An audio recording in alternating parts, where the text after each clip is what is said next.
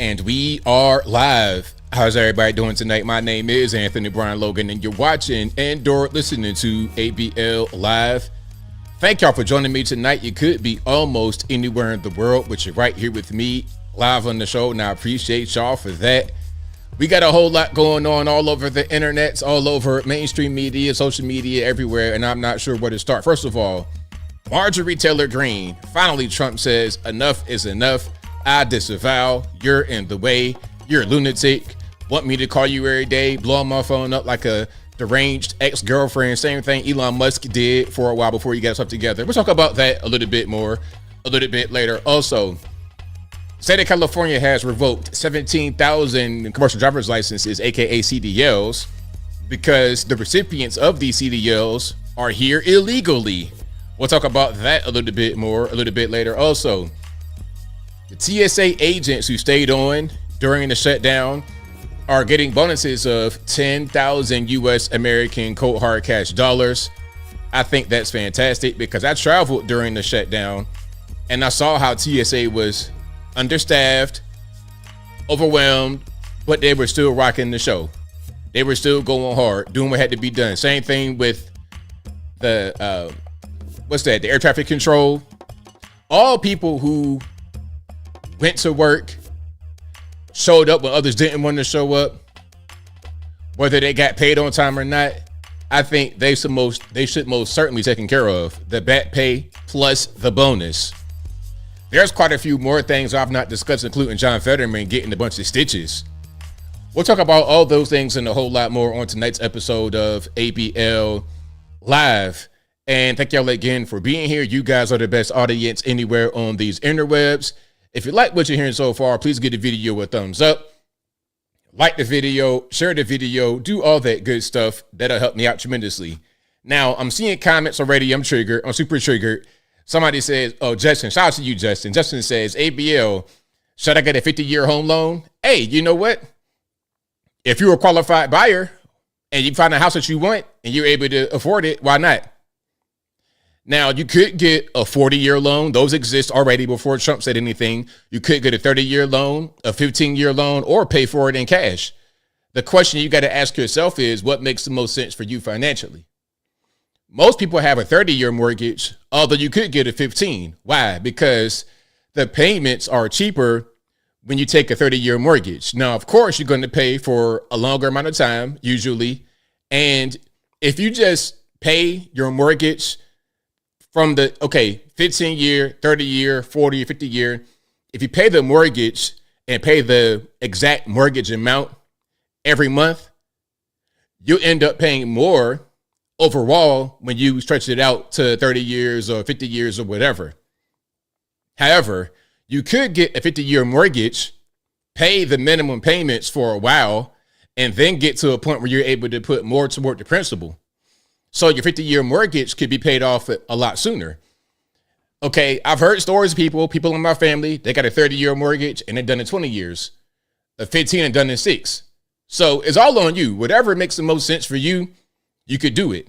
I think Trump is just giving you more options because what's happening with the real estate market is a lot of homes are being offered to you by these private equity firms because you can't afford a down payment. You can't actually afford to buy a house. Do you know how much buying a house costs? Listen, my house is like $400,000. And from my experience, going through what I went through, I'm not saying it's a bad process. I'm just saying, knowing what I know, if you don't have at least 40 grand in your pocket in cash, that's disposable, I wouldn't even advise doing it. And most of y'all don't got that kind of money. So you'd be able to pay maybe the first and the last month's rent. Maybe that might be 5, 6, 7, 8,000 versus 40,000, and you got to have good credit, and you got to have good bank statements, and you got to have all your ducks in a row, and you can't do certain things during the process. When I was buying my house, my broker, shout out to my man Monic. If you're watching, Monic looked out for me, had my best interests at heart, was my best friend during this process. But he told me, hey, don't buy anything right now during the closing.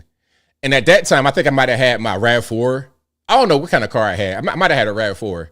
But I saw that Toyota Tundra back then, like in 2020. I saw that Tundra I was like, man, I gotta have it right now. But I didn't buy it until my mortgage and everything was solidified, until my home loan closed, until I moved into the house. I moved in the house, I got my mortgage, and then like 15 days later, I went straight to the dealership and got that truck. Okay, so the moral of the story is, whatever your finances are like, hey, you have the ability to shape your financial future in the best way fit, and you have more options to be able to do so. That's all. All right, J Flo says, don't buy rims, put it to the principal. Hey, I'm trying to tell him. I'm trying to tell him, okay? Okay, they got a 45-year loan. Oh, 45 squared. That's funny. I mean, look, some people say 50-year loans are ridiculous. Okay, don't take it. You have more options. People act like the 50-year loan is your only option. Like, that's not how that works. You still get the 30-year mortgage, the 40-year mortgage, the 15-year mortgage. And if you're really balling like some of these rich Californians are doing, when they sell their home they bought for a bucket of nickels for $1.5 million, they would take that money and go east the Mississippi River in Tennessee, for example, go to Nashville and buy a home for $700,000 straight in cash. But that's just the reality of the situation. That's what's going on. And what's going to happen is people that are not willing to be more ambitious, to be able to get the money they need to buy a home, you're going to have a lot more of these shotgun houses like they had back in the day. You're going to have more people living in apartments, people living in homes that they rent. You're going to have more of that. So that's why the market is the way it is, because it's adjusting to the reality of the consumer. So it is what it is. You know, like I say, 50 years, that's up to you. 30 years is a long time. 40 years is a long time. 15 years is a long time. The money you're going to pay, $500,000, $1 million, 1.5, 2 million is a lot of money. So it's all on you, what you're going to do. And the thing about it is, you're living in the best country in the world to be able to do it. Okay, you're living in the best country in the world to be able to have home ownership. And you also got to be realistic. It was a dude going back and forth from me on the internet talking about, oh, I work and make a lot of money and I can't afford the house. Okay, where do you live? New York City. Okay, you're crying about not being able to buy a house in New York City. It's expensive. You're talking about the most important city on God's green earth is New York City. So yeah, it's expensive. You might want to go elsewhere if you cannot afford to buy a home in New York City. As simple as that. All right. But yeah, shout out to you guys. I appreciate y'all for rocking and rolling. 1032 says, most people don't pay off their house in 30 years anyway. Respectfully.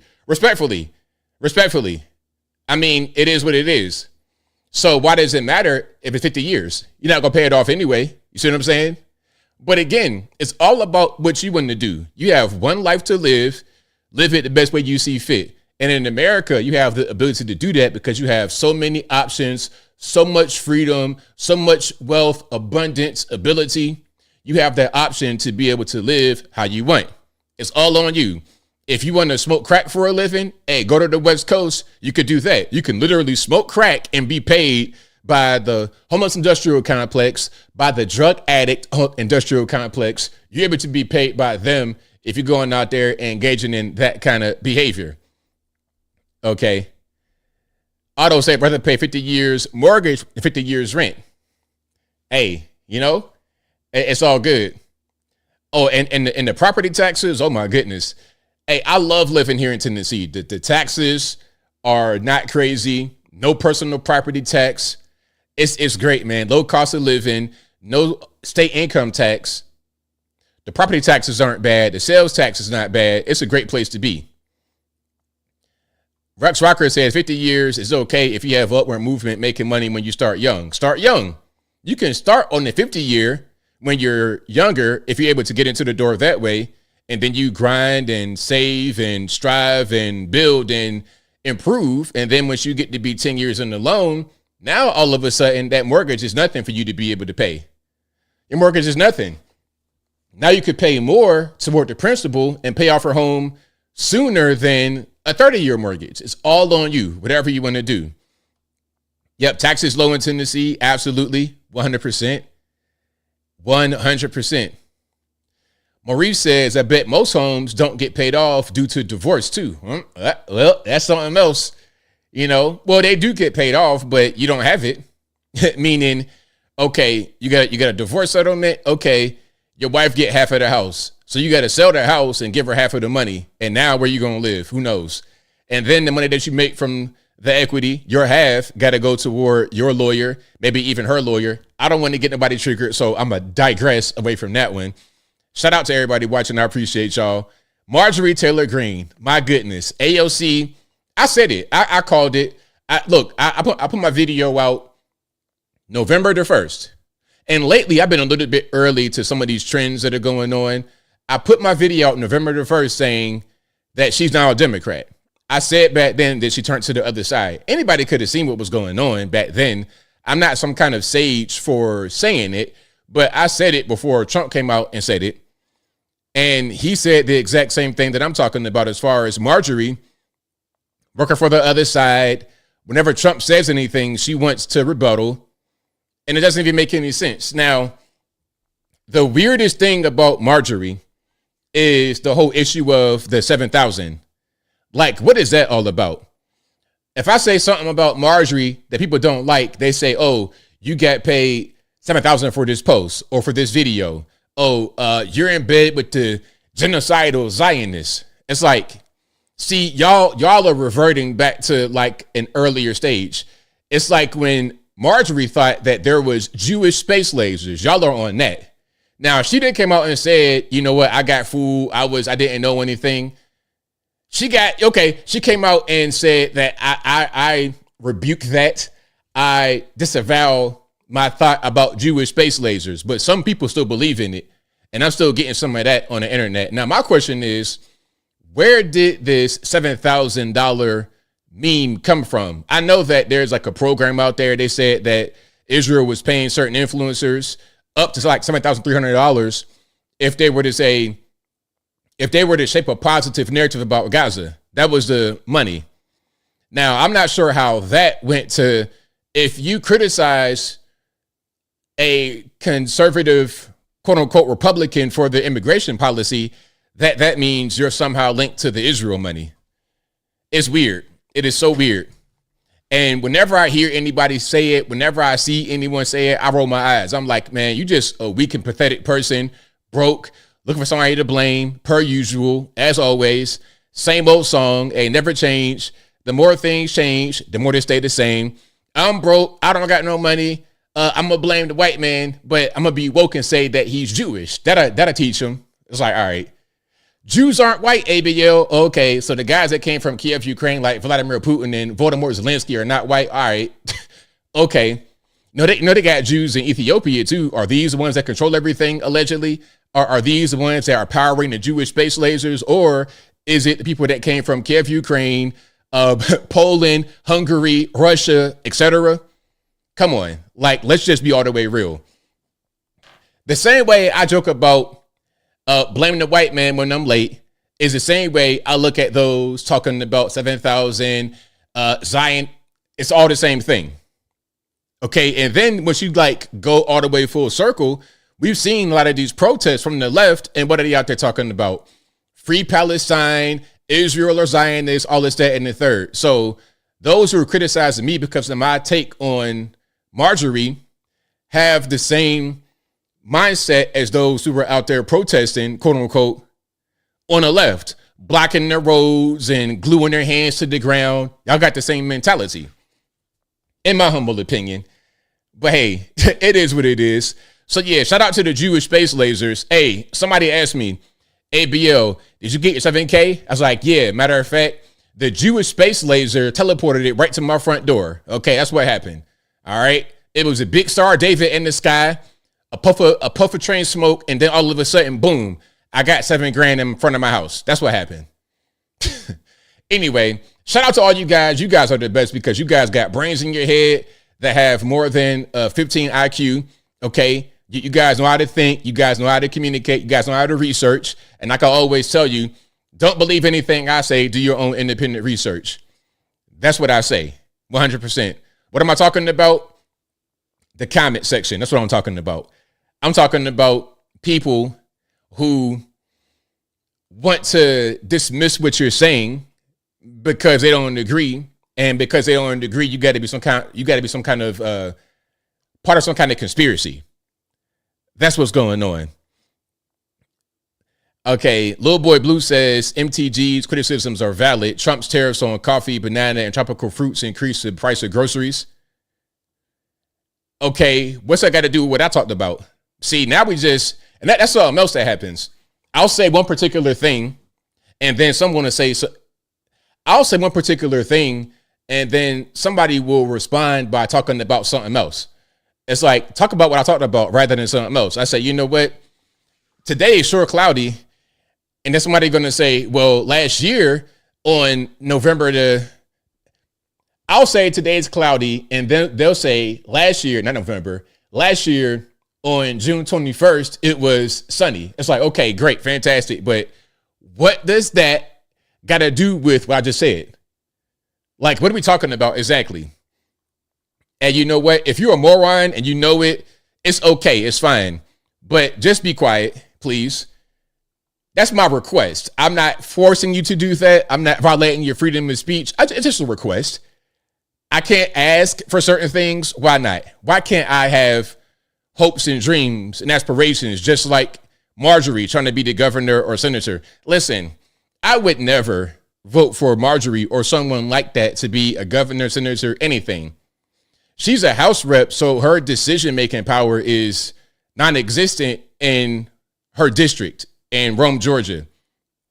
But if she becomes a governor or senator, all of a sudden that changes, especially the governor. I'm not going to go from Brian Kemp to Marjorie. Going from Brian Kemp to Marjorie is like going from Brian Kemp to Stacey M1 Abrams' tank. I see them as the same. Stacey Abrams, AOC, Nancy Mace, who's a lunatic and a stalker. I'm good.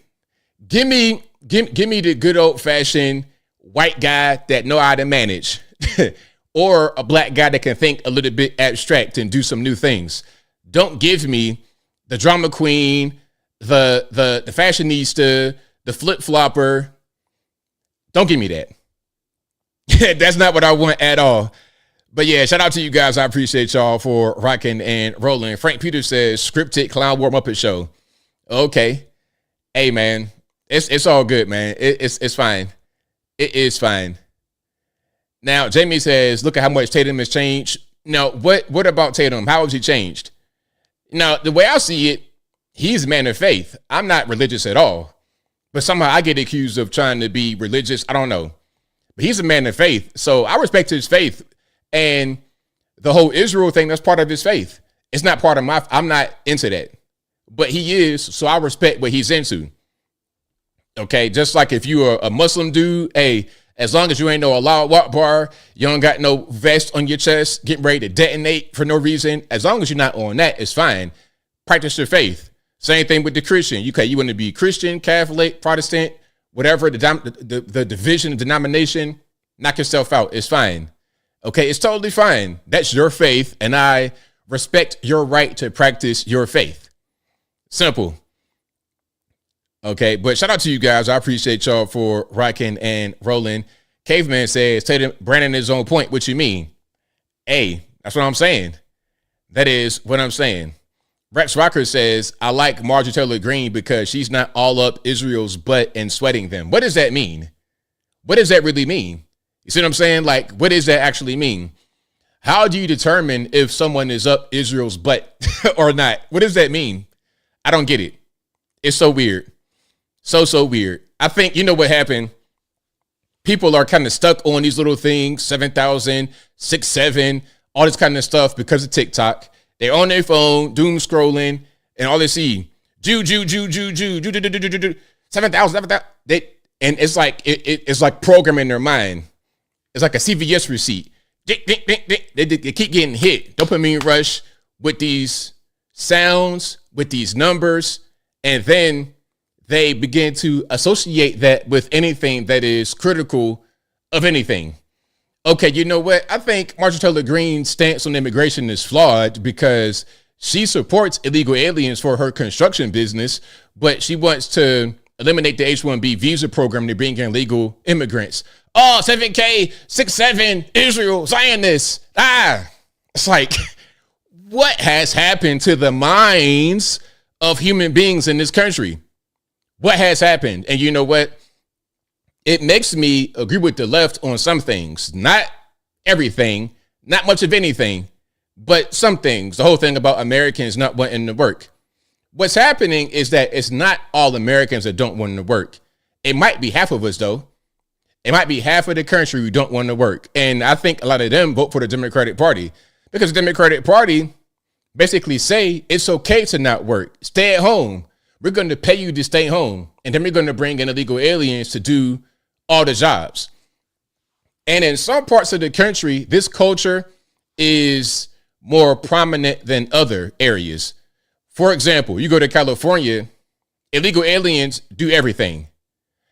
Fast food, hotels, any kind of job, truck driving, illegal aliens do. That's why they had so many CDLs given to illegal aliens. It's because the illegals do all the work while the residents do nothing. And we're wondering how you can have these so-called protests with a bunch of grown people on a Tuesday at 1 p.m. Why is nobody at work? Why is nobody actually doing anything or being productive? What's going on? Why would you work when you're able to smoke crack for free, be homeless for free, get all kind of EBT benefits, everything else for free, and the illegal aliens actually work for you? That culture is not present all over the country. Okay? Some parts of the country, the residents of the area work in the hotels. They work in the fast food joints. It was weird to me when somebody was talking about Americans don't want to work fast food. What? Or in a restaurant. It's like, that was my thing. When I was young, working at a restaurant, I was there 5 years. It was never any illegal aliens, ever. It was all citizens, people who were here legally. It was never illegal aliens. We had Filipinos in there, but they were legal residents, married with kids and everything else, living in the USA. Okay. They had the paperwork. Their husbands were probably in the military, citizens of the USA, and the kids were born here. Everything was legitimate. It wasn't people coming across the border that don't pick no English, working, and back of the house, front of the house, nowhere. It wasn't a thing. But now all of a sudden it changed. But again, I think it's a regional issue, which is why a lot of Californians vote for who they vote for, because they're lazy, they don't want to work. Simple as that. Very, very simple. But shout out to you guys. I appreciate y'all for rocking and rolling. Crypto Mountain Man says, U.S. citizen young people deserve all the trade and service jobs. I tell everybody, anybody and everybody that are listening, especially the young guys especially, there's a wide open lane for trades, services, things you do with your hands. That lane is wide open because so many of us don't want to do it, can't do it, too soft. Too many of us want to sit at a desk and just be chilling, okay, and don't want to do anything else. We want to call everybody to our house to solve the most basic of issues. We don't want to fix anything. But again, that's about half of the country. The rest of us don't live like that. So there's a battle between both sides. Those of us that do work and those of us that don't work. Very simple. All right. But shout out to you guys. I appreciate y'all for rocking and rolling. If you like what you're hearing so far, please give the video a thumbs up. Like the video, share the video, do all that good stuff. That'll help me out tremendously. Paul 48 says the problem with socialism is that eventually you run out of other people's money. Margaret Thatcher. Exactly. Everything's good until the pot you are drawing your monies from dries up. When that happens, it's all over with. And then everybody's like, hey, what happened? What's going on? What's really the issue? All right. So let me keep on rocking and rolling here. Let me see. Hubbalone says, I think Erica Kurt has something to do with the deaths of all the little girls in the Texas flood at the Christian school. What? So you think, like, how does that make any sense, my man? So Erica somehow caused the flood to happen in Texas. I'm a little lost. So you got to just fill me in on how we reached that conclusion. Okay. Uplift by TW says, ABL, I just want you to get honest about Trump. We voted for him and loved him, but we are not brainwashed. Please be honest about his completely failure his complete failure right now, Republicans, just like Democrats. Well, what failure? Like, that's a vague statement. How has he failed? Give me something specific to sink my teeth into, then I can respond. But that's kind of a vague statement. I don't believe he's failed. Failed at what? I think people are frustrated that the economy is not the way they want it to be, but he's been in there less than 1 year. It's weird. It's just weird, man. People just, I don't know. I think everything is going the way it's supposed to. He's making great moves. He's repairing things need to be repaired right now in the country. So I don't really see how he has failed. If he has failed at something, please be specific about what he has failed. All right. So Wolfram says, who wants to pick pineapples? What's that got to do with having the country wide open to illegal aliens? There's always been visas for farm work. There's always been farm workers. Like, that ain't the issue. The issue is the influx of all the illegal aliens doing everything else. And not only is it the issue of danger, but it's also the issue of these illegal aliens competing with Americans for work. Many Americans don't want to work, but many of us do. So because it's rationalized by saying Americans don't want to work. Nah, it's them over there that don't want to work. I want to work. They are just getting in the way of my progress. I'm trying to be somebody. I'm trying to succeed. Meanwhile, these other people, these big wastes of space, big backs, blobs, bumps in the log are getting in the way. 600,000 CCP students, they've been here though. Like, that ain't nothing new. Y'all just see little numbers. See, y'all see numbers and get obsessed with it. 7,000, 600,000, but you don't understand what's going on behind the numbers. Your brain cuts off when you hear it and you just associate it with something bad. The number was from a 2-year period, so it wasn't just 1 year, and it's not bringing in new people. These people are already existing. They've already been here. So what's the problem with talking about a thing that's already been happening? If I say, you know what, it's summertime and it's gonna be warm outside, it's just a thing that has already existed. Nobody made it be warm. It's just a summertime. That might not be a good analogy, but you understand what I'm saying. It's nothing new, but it is being marketed as something new to get you offended and to get you frustrated at Trump in order to move forward in 2028 with somebody else that is not on the Trump train, who is not a so-called MAGA. It's a way to try to get you off of your square, but don't let them do that to you.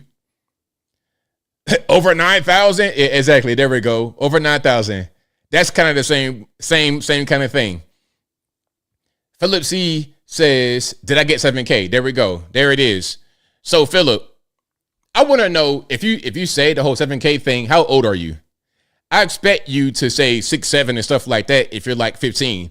But if you're like 38 years old doing that, I'm just wondering what kind of content you're watching on the internet even has you in that state of mind. Like, what's really going on? What TikToker are you watching at your big grown age? What 21-year-old male TikToker in his bedroom are you watching at your age, 38 years old, bro? I want to know that. Because if you're doing that, we got a different issue to discuss rather than me getting paid $7,000.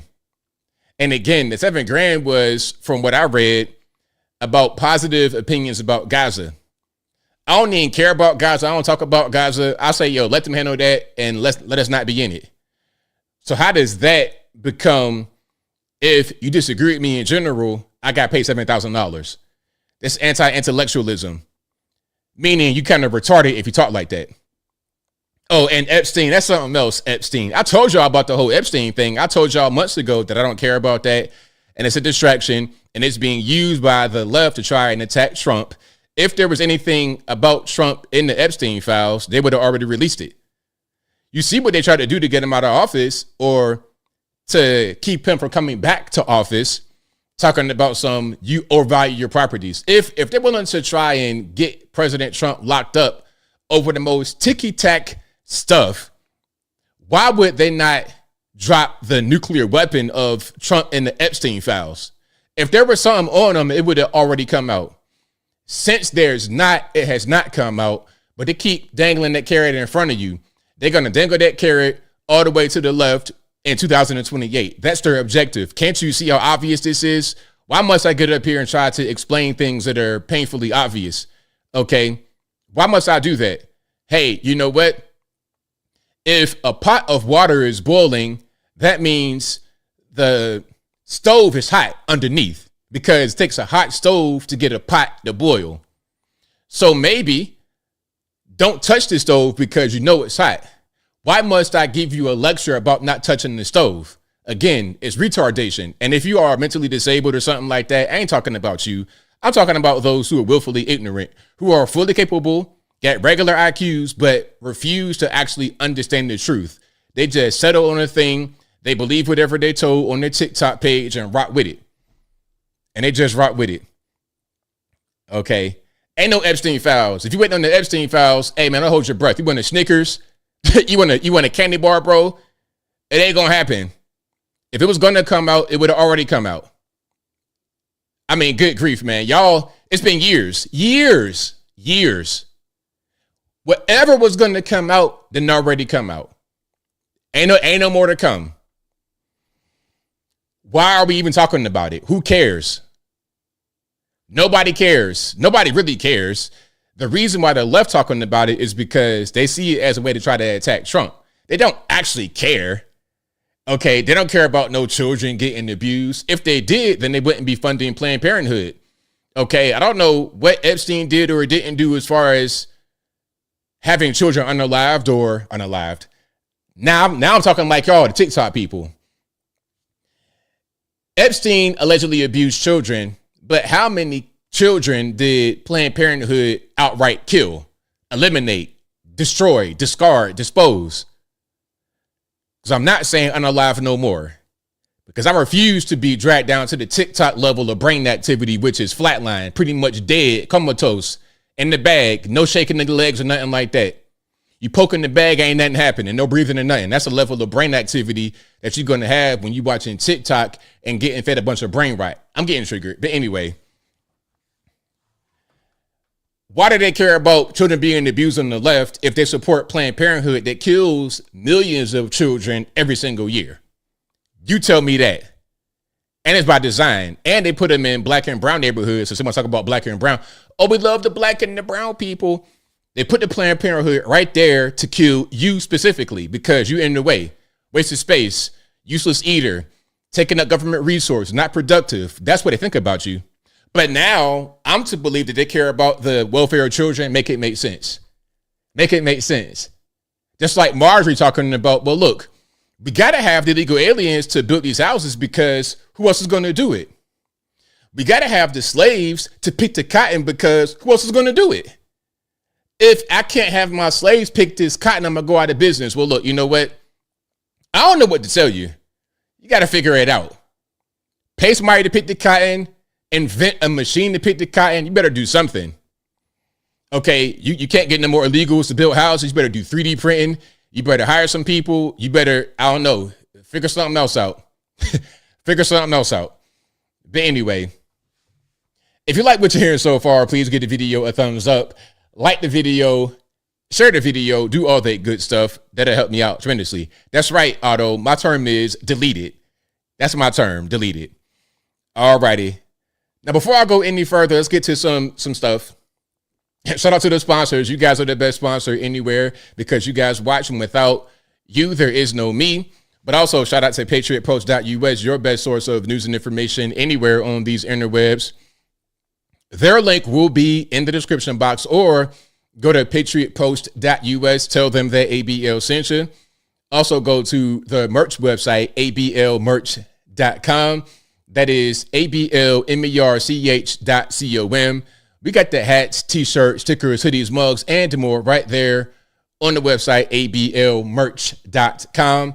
Also go to my regular website, anthonyblogan.com. That is ANTHONY.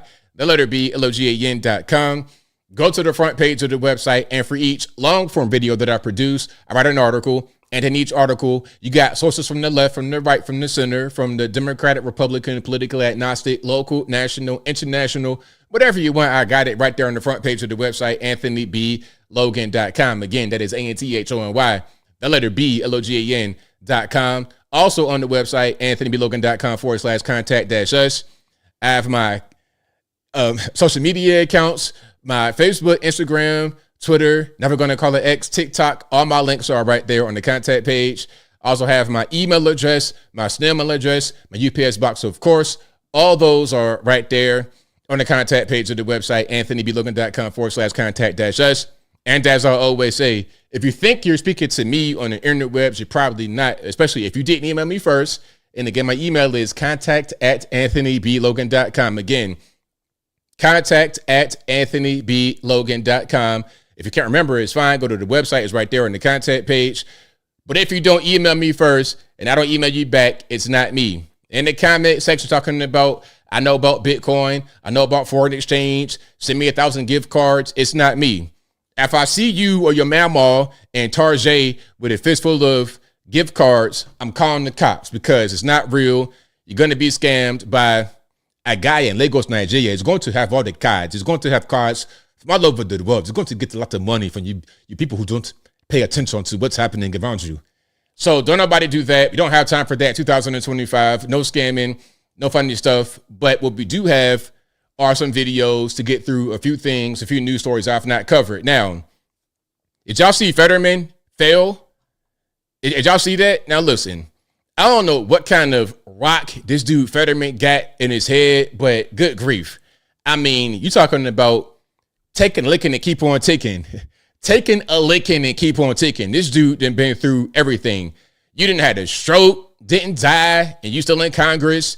You done fell on your head, busted it open. What, 20 stitches and you okay? So look, here's what he says. 20 stitches later in the full recovery, I'm back home with Giselle and the kids. I'm overwhelmed and profoundly grateful for all the well wishes. Truly grateful for UPMC, for the incredible medical care to put me back together. Thank you so much. See you back in DC. Okay, and that is the scar on his face. So what happened was he was out, I guess like for a morning walk or a jog or something like this, and he fell. And I guess he fell right there on his face, and he had to get 20 stitches. So I'm glad you're still here, John Fetterman. Still rocking and rolling. I guess God got a plan for you, man, because the stroke, you still here. You didn't bust your head open on the ground. You still here. So, hey, man, shout out to you. Okay, I would not vote for Fetterman, but I think he's one of the better politicians on the left. And that's crazy because he literally had a brain injury, and he's still able to be more sound mentally than a lot of the left. So, again, shout out to John Fetterman. All right, now, Kristi Noem giving out $10,000 bonuses to TSA agents because they stayed on, they didn't fold, they didn't just call off when things are uncertain with the government. So I think they most certainly deserve to get all their back pay and $10,000. Now, look, some were saying, well, the TSA sucks. They shouldn't exist. Well, shoulda, coulda, woulda. If was a fifth, we all be drunk. The reality is that TSA does exist. And if the TSA workers did not show up, then you wouldn't have been able to travel. And if you had an airport where there were few of them who showed up, then it was going to be a nightmare going through TSA. It was going to be a nightmare being able to get to your gate. You're going to be in there forever, missing your flight and everything else. So the people who did show up and kept the party rocking, shout out to you. Because if you guys didn't, it would have been even worse than what it was. When I was going to Hartsfield Jackson, you could tell they had the A team on. Like these guys and girls, they knew what they were doing. Okay, they kind of ran it a little bit different, but it was smooth. It was real smooth, no hiccups. Everything kept just clicking. People were getting frustrated, but the agents were not losing their cool. Everybody was on the same page. It was good. So shout out to them. So today we are announcing that we are going to be handing out bonus checks of $10,000 to TSOs, to agents who work for TSA who served with exemplary service. And what that means is that we are going to not only continue their paychecks like they should have received all along, but also they're going to get a bonus check for stepping up, taking on extra shifts, for showing up each and every day, for serving the American people, and taking seriously the mission that the Department of Homeland Security takes seriously and that they take seriously every single day, and that's keeping the American people safe while they go and commute across the country and while they do their work and business and take care of their families. So today So there we go. So again, shout out Kristi Noem, shout out to TSA. Hey, shout out to everybody, government workers who stayed on despite the shutdown, despite uncertainty about their paycheck. Shout out to the military for doing the same thing, for staying on. And shout out to the big donor who was able to fund the military while the shutdown was happening. All right, 100%. Yeah, I know we shouldn't have TSA. Shoulda, coulda, woulda. Shoulda, coulda, woulda. I mean, that ain't, it is what it is. We have TSA. Maybe one day in the future they can change it or abolish it. But today, we got them. So what are we going to do?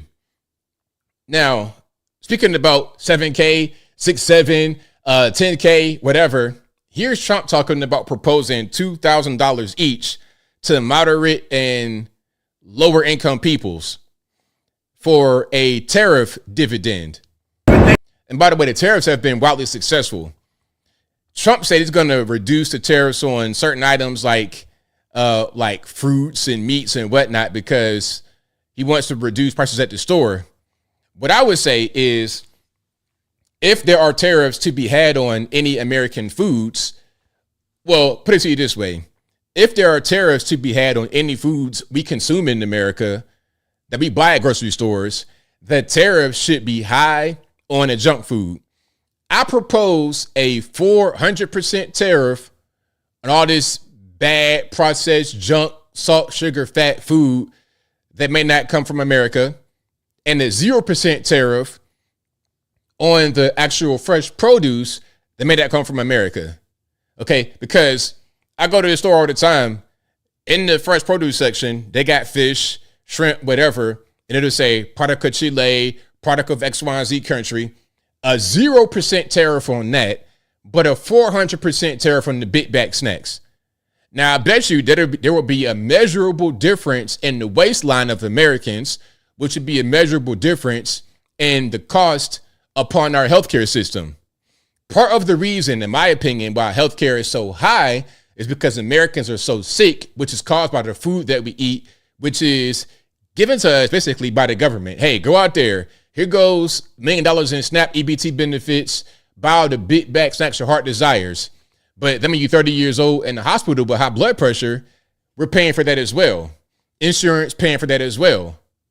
So you're taxing those who are healthy to pay for those who are not healthy. But anyway, I'm getting triggered. Here's Trump talking about $2,000 checks from the tariff dividend that may be coming soon. They spend hundreds of millions of dollars on a fake deal called the Inflation Reduction Act. That was made up money.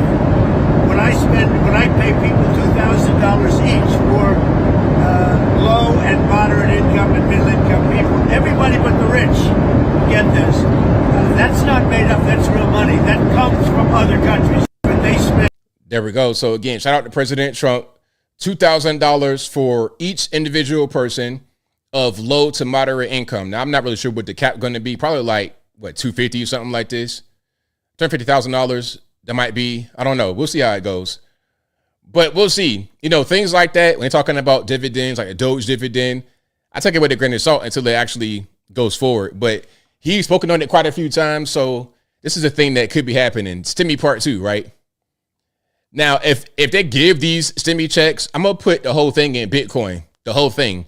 And I'm not even the Bitcoin guy, which is why you shouldn't be engaging in comments talking about, I have Bitcoin for you. Give me the gift card, and I sent you the Bitcoin today. Do not engage with those comments in the comment section.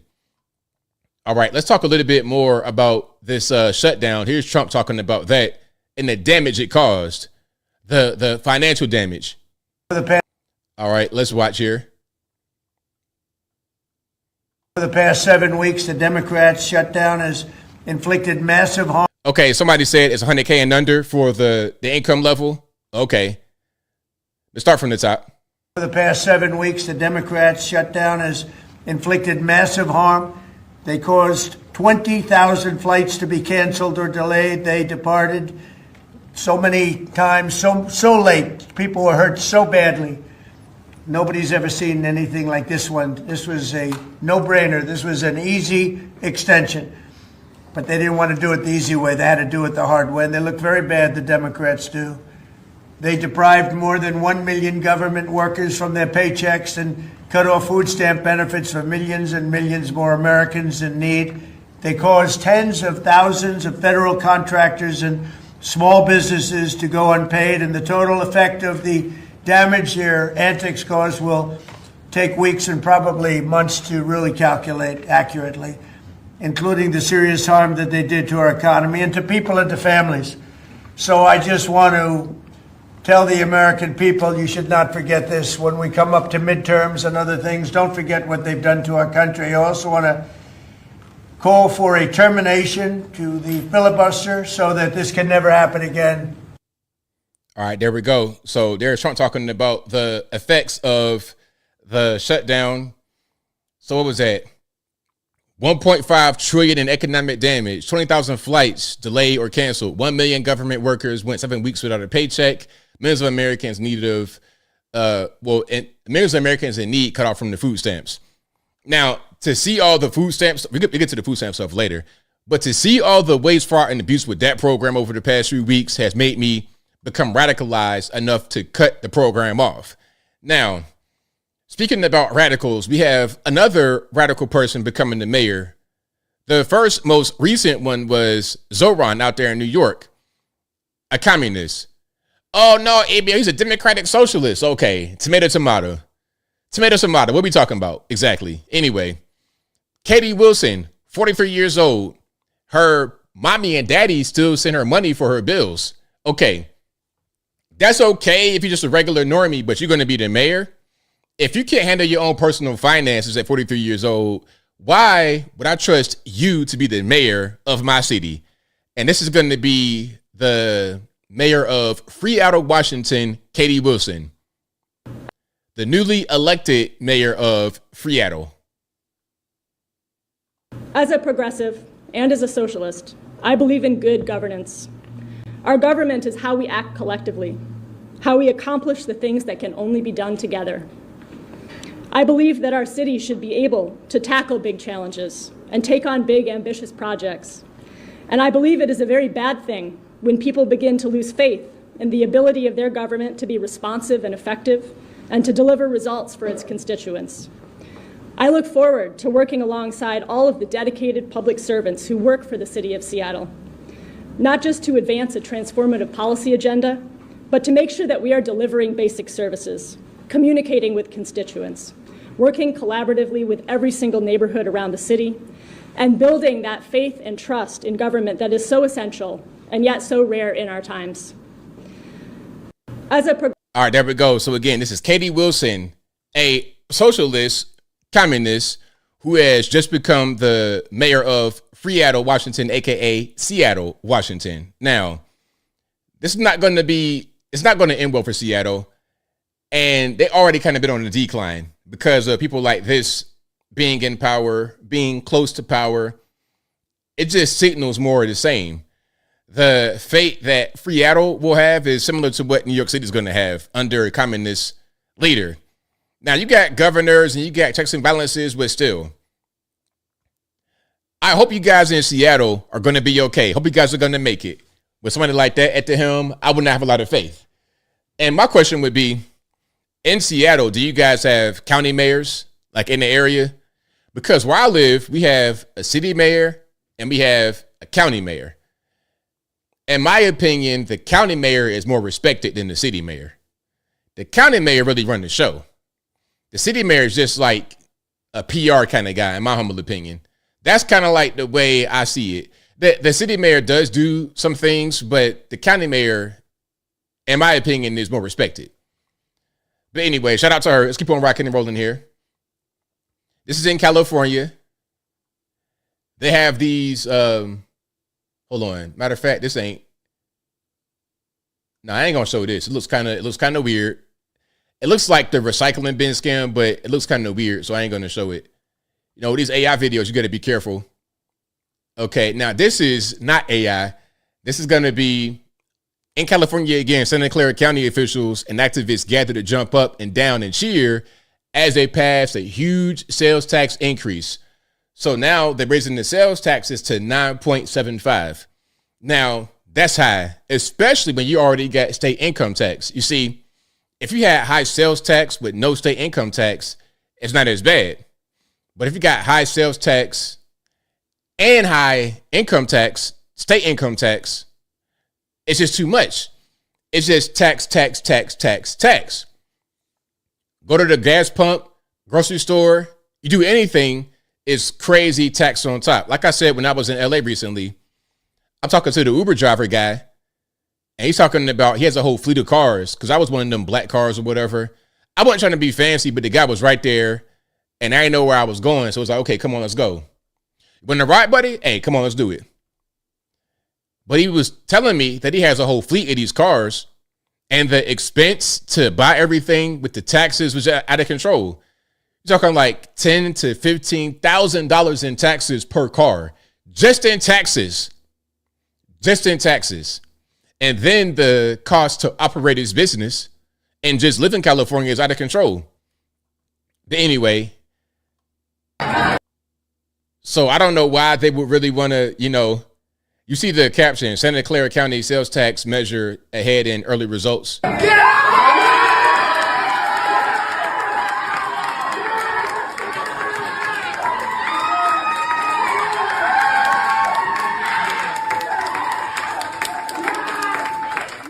Now, here's my question. Why would that be a thing to celebrate? Who celebrates higher taxes? Like, I think that is a mental illness. If you celebrate having to pay higher taxes, I don't really understand. Now, they say that this is going to raise like $300 million, but that ain't no much. Like, really, the main thing that people have an issue with, in my opinion, is their spending. It's not so much about how much they make. It's more about spending. Income is important, yes, but when you don't spend properly, people cry about not having enough money to go buy groceries, but they do Uber Eats all the time. Uber Eats, Starbucks, all of that. It's like, well, maybe you would have more for your groceries if you didn't do the Uber Eats. Rather than Uber eating garbage food, go to the grocery store and actually buy the food. It might end up being the same amount or less, and you got better food and you're going to feel better, and you're not going to be in the hospital at 42 years old on dialysis, paid for by the taxpayer, which is keeping the insurance costs very high. Anyway, let's keep rocking and rolling here. If you like what you're hearing so far, please give the video a thumbs up. Like the video, share the video, do all that good stuff. That'll help me out tremendously. Yeah, California is something else. Okay, let's get to Marjorie right quick, okay? Let's get to Marjorie right quick. I ain't going to read this whole thing that Trump put out, but you see what happened. He said he's withdrawing no support. I can't talk to her every day. I don't got time to talk to everybody every day. She's a lunatic, all this, that, and the third. Now, people are upset with Trump. Well, not everybody. Some are upset with Trump because of his stance on Marjorie. But over the past few weeks, Marjorie Taylor Greene has been on television talking negatively about Trump. It's like whenever he says anything, she says something that's negative. If he does something, she says something that's negative about what he did. If he didn't do a thing, she said something negative about that. When Trump had the interview with Laura Ingraham about the H-1Bs, and he said we do need the program to bring in some people, he got some negative press from the right because of that. 2 days later, she put out something that was meant to attack him on that, talking about we're going to eliminate H-1B visas. Okay, how you going to eliminate H-1B visas, Marjorie Taylor Greene, when you want to have illegal aliens working on your construction company? Okay, your ex-husband's construction company, the same ex-husband who was your campaign treasurer in 2021 when $3.5 million came up missing. Hold on, matter of fact, let me show you some of that too. Let me just show you what I'm talking about so you know I'm not making stuff up. In 2021, her then husband, they're not married anymore, she leveled up on him. Right when she became a congresswoman, she got with a bigger fish. Left her husband, she went for like 20-something. Hey, she was married to her husband. She was married to her husband since 1995. They got adult kids and everything else, in business together, the whole 9 yards. But then when she becomes a congresswoman, okay, now Ilhan Omar part 2. She did the same exact thing. She had a husband that she was married to religiously, left him for Tim Minette, the money man that 70% of her campaign money was going to. You see how that works? Anyway, let me just show you this article right here. This is from 2021. Feds ask Marjorie Taylor Greene to account for over 3.5 million of unitemized donations. This is 2021. And at the time, it was her husband who was a treasurer. So the feds were like, hey, man, where is the $3.5 million? Where's that at? Okay. But let's not worry about that, though. Let's not worry about the FEC and the federal government asking her about all this money, $3.5 million. Let's not worry about that. Let's say that ABL got paid $7,000 because my Israel, because my Gaza. Okay. You don't care about that half work month? It's fine. I know you don't care. It's fine. But Trump just avowed her. Trump said, you know what? Enough is enough. We've had enough. It's, but look, I'm not going to play the whole video about her talking about the H-1Bs. But when Trump came out and said that the H-1Bs are needed, 2 days later, she came out and said, I want to abolish all H-1B visas forever. But last month, she said she needs to have illegal aliens in the country to work in construction for her construction business. Make it make sense. My dear fellow Americans, I'm introducing a bill to completely eliminate the H-1B visa program, which has been riddled with fraud and abuse. Pause. That's all we got to hear right there. This came out November the 13th. This was what, Thursday? November 11th, Trump said we need the H-1Bs because we got to have the workers. Matter of fact, hold on. Let me try to find that right quick because that's important to show. That is important to show, to give you the full context here. Flip-flopping, exactly, flip-flopping. It's like, come on, what are we talking about, Marjorie? What are we really saying here, Marjorie? I don't really understand. Okay, hold on. Let's say Trump, H-1B. There we go. All right.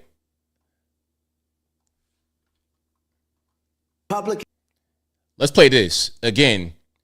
What she put out came out 2 days after this interview came out. 2 days.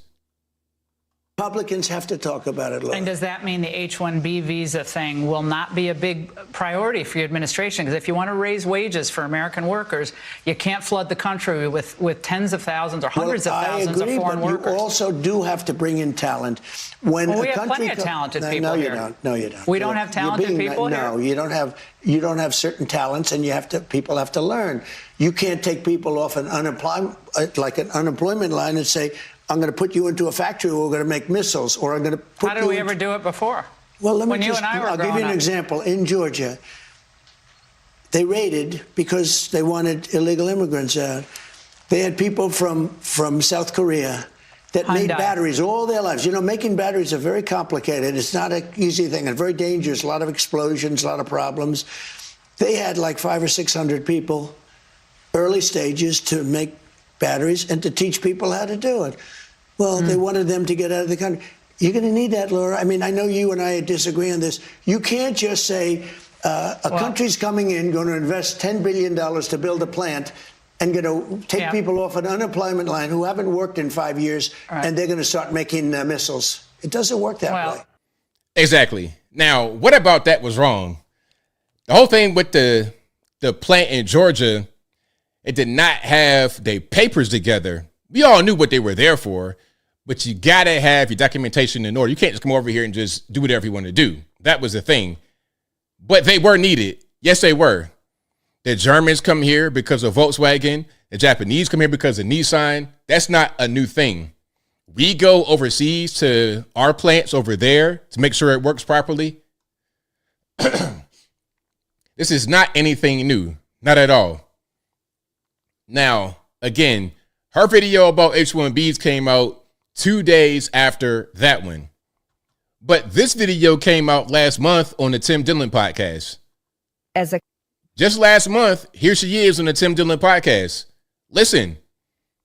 As a conservative and as a business owner in the construction industry and as a realist, I can say we have to do something about labor, and that needs to be a smarter plan than just rounding up every single person and deporting them just like that. Right. So, and I'm going to get pushback on that, but I'm just living in reality from here on out. Yeah. And if anybody's mad at me for saying the truth, then I'm sorry. Marjorie Taylor Greene, ladies and gentlemen, our next. Before they continue, I don't want to get a copyright from Tim Dillon, but you heard what she said. Did I misconstrue what she said? Did I misinterpret what she said? She said, look, all the mass deportations, it might be a little bit too much because we still need the workers. But now you say you want to eliminate the H-1B visa program. So just so we're on the same page, Marjorie, you want to keep the illegal aliens and deport the legal aliens. Okay? All right. If anybody's mad at me for saying the truth, then I'm sorry. Marjorie Taylor Greene, ladies and gentlemen, our next president. Sorry, JD Vance. Well, I mean, there's people are saying it. I go to dinner parties. I would never in my life vote for Marjorie Taylor Greene. I would not vote for any woman to be the president. Senator, maybe, I don't know.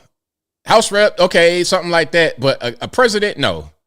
Finger in the button, no. No. It is what it is. Come on, whatever you want, it don't matter. But that appears to be how she's angling, trying to take over the party, she's trying to make herself be more relevant than what she is. And like I said in my video, the reason for all of this, for Marjorie flip-flopping, attacking Trump, all of this is because Trump did not endorse her run for Senate or governor in Georgia. Because he knows what kind of person she is. And like I said in my video, one of y'all said in the comments that Marjorie is our AOC. We have enough sense to not let her run the party. But the Democrats say, you know what? Hey, here go the keys, AOC, go ahead. She'll be a puppet, but she could still do things as a president that they might not anticipate. So let's pray to God that AOC does not become the president or Marjorie. Let's put Marco Rubio or somebody like that in there and keep it going. Anybody else, a JD, okay, but not her, ever. But I'm going to ask y'all, did she flip-flop? Does it make sense? Does it make sense to you? I know some of y'all, I'll say doesn't make sense. It makes sense for her, ABL. Does it make sense to you for Marjorie to say, let's abolish the H-1B visa program, which brings in legal immigrants, while at the same time keeping the illegal aliens who work construction on her business? Does that make sense to you? Anyway, keep on going here. If you like what you're hearing so far, please give the video a thumbs up. Like the video, share the video, do all that good stuff. That'll help me out tremendously. Kat says she did not flip-flop. Really? Really? How does she not flip-flop? How does that make sense? I don't know, man. Maybe my brain is not functioning properly. Maybe the pistons aren't really firing. Maybe I'm a little bit short of a forest. I'm a few trees short of a forest, a few fries short of a Happy Meal, a few crowns short of a whole 64-count box. Maybe it's me. That's the moron. Maybe it's me. I don't know. Exactly, caveman. It is completely contradictory. Exactly. Okay. Exactly. Flipped and flop. That's right, man, lion. That is right. Absolutely. All right, I'm reading some of the comments, but I keep moving here. Pegasphere says she flip-flop faster than the Price is Right. Yes, correct. Thomas Tabasco says, ABL, is there proof of her company having knowingly illegal workers? Just asking. Well, she said it. She said we shouldn't just be deporting everybody because it's impacting the labor force. You see what I'm saying? So it's like, why would you say that? Not all companies are going to use illegal aliens. Even if it's not her company, she's advocating for the process, for the practice to continue. So it doesn't have to be her company specifically, which I'm sure that it is. I have a hunch, although I can't prove it. But the fact that she said, let's not deport everybody because it's impacting the workforce for construction, lets me know that she thinks the practice is okay. If it is okay to you to do that, then what would stop you from doing it? That's my question. All right, but that's a good question regardless, though. It's talking about Tabasco. That's still a good question. All right. Buff says her gums are flapping, maybe even. Okay, now we ain't gonna. Come on now. Kat says illegal aliens different than H-1B visas. I do agree because. Okay, so I mean, how is it different? The whole point is that there are people here who you don't want here, who are not citizens. How does, okay, if you don't agree with her stance on the deportations, then I don't know. My whole thing is it's contradictory. You saying one thing on one side of your mouth and then a whole different thing on the other side. Let's just make one statement that makes sense. Let's be consistent. That's kind of a lost art, being consistent, being the same. That's a lost art. We don't do that no more. We just say pretty much whatever and just let everybody just, it's like, it's fine. It's totally fine. All right. Let's keep rocking here. So, I don't know. Maybe she has TDS. Was that Trump derangement syndrome? That's a real thing, by the way. Like, I've really witnessed Trump derangement syndrome, and I think that you catch it from TV. Trump derangement syndrome is contagious, and you catch it from TV. You catch it from others. It's a mind virus. It's not like catching the China virus or nothing like that. You coughing and hacking. It impacts your mind. It's a real thing. Let's watch some of this, shall we? Jonathan is in focus with me now. So first of all, identify it for us. You're in a session and you pick up on what? Well, Harris, it doesn't take long for me to pick up on this. People are obsessed with Trump. They're fixated. They're hyper fixated on Trump. And they talk about some of the features of this disorder. They can't sleep. They feel traumatized by Mr. Trump. They feel restless. I had one patient who said she couldn't enjoy a vacation because anytime she saw Trump in the news or on her device, she felt triggered. So this is a profound pathology, and I would even go so far as to call it the defining pathology of our time. That's crazy. That is totally crazy. If Donald Trump has you not able to enjoy your life, you on a vacation, and you on your phone scrolling, first of all, what are we doing? But second of all, you're going to let one person ruin your vacation? I refuse. If I'm on vacay, I'm chilling. I ain't worried about nothing. You calling my phone, stressing me, carrying on, click, I'm good. Don't worry about it. I'm out here chilling in the sun and fun, pina colada, no alcohol, feet up, flip-flops, in the sand. I'm chilling. I'm not worried about nothing because I'm on vacay. These people come to you for the things that you described. Can't sleep, traumatized, perhaps depression. I don't want to put words in your mouth. But at first, you are there to treat an illness, a disorder of some kind. And what you figure out is the trigger. Well, and Trump is the trigger for many of these people. And to be that fixated on a figure, on a person, it's simply not healthy. And our country has strayed so far away from where we once were. If you look at in the 80s when President Reagan was shot, people were united. He famously said, I hope you're all Republicans to the surgeons. And the response was, today, Mr. President, we're all Republicans. But our country has lost that. We've strayed so far from that unity. Mm-hmm. And what do you see? Because you told me off camera 3/4 of your patient load right now has what you're calling this TDS. Wow. So my man has a whole practice basically treating Trump derangement syndrome. That is, hey man, you know what? Before we continue, You know who I blame for this? Mainstream media, the left, the crazy influencers that tell their people anything. The same ones that had Marjorie believing in Jewish space slaves, I blame them. They are poisoning the mind of those who watch them. Well, 3/4 of my patients will present with a lot of these symptoms, and within probably 5 minutes of seeing me, their hatred for Trump comes up. So if you're that hyper-focused on Trump, that's a real issue, and it's worth being treated. That is crazy. That is totally nuts. So, yeah. Do you know anyone who has Trump derangement syndrome? And my question is, how do you really treat it? How do you treat that?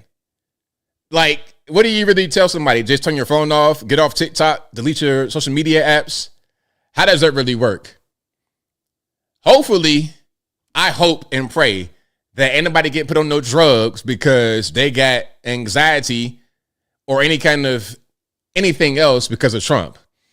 Please don't tell me y'all getting on drugs. They're writing a prescription. Hey, you going to the pharmacist, talking about something, fill this. And he looking at it. TDS. TDS, what's this? Trump derangement syndrome? Okay, you're just doing too much. You're doing way too much.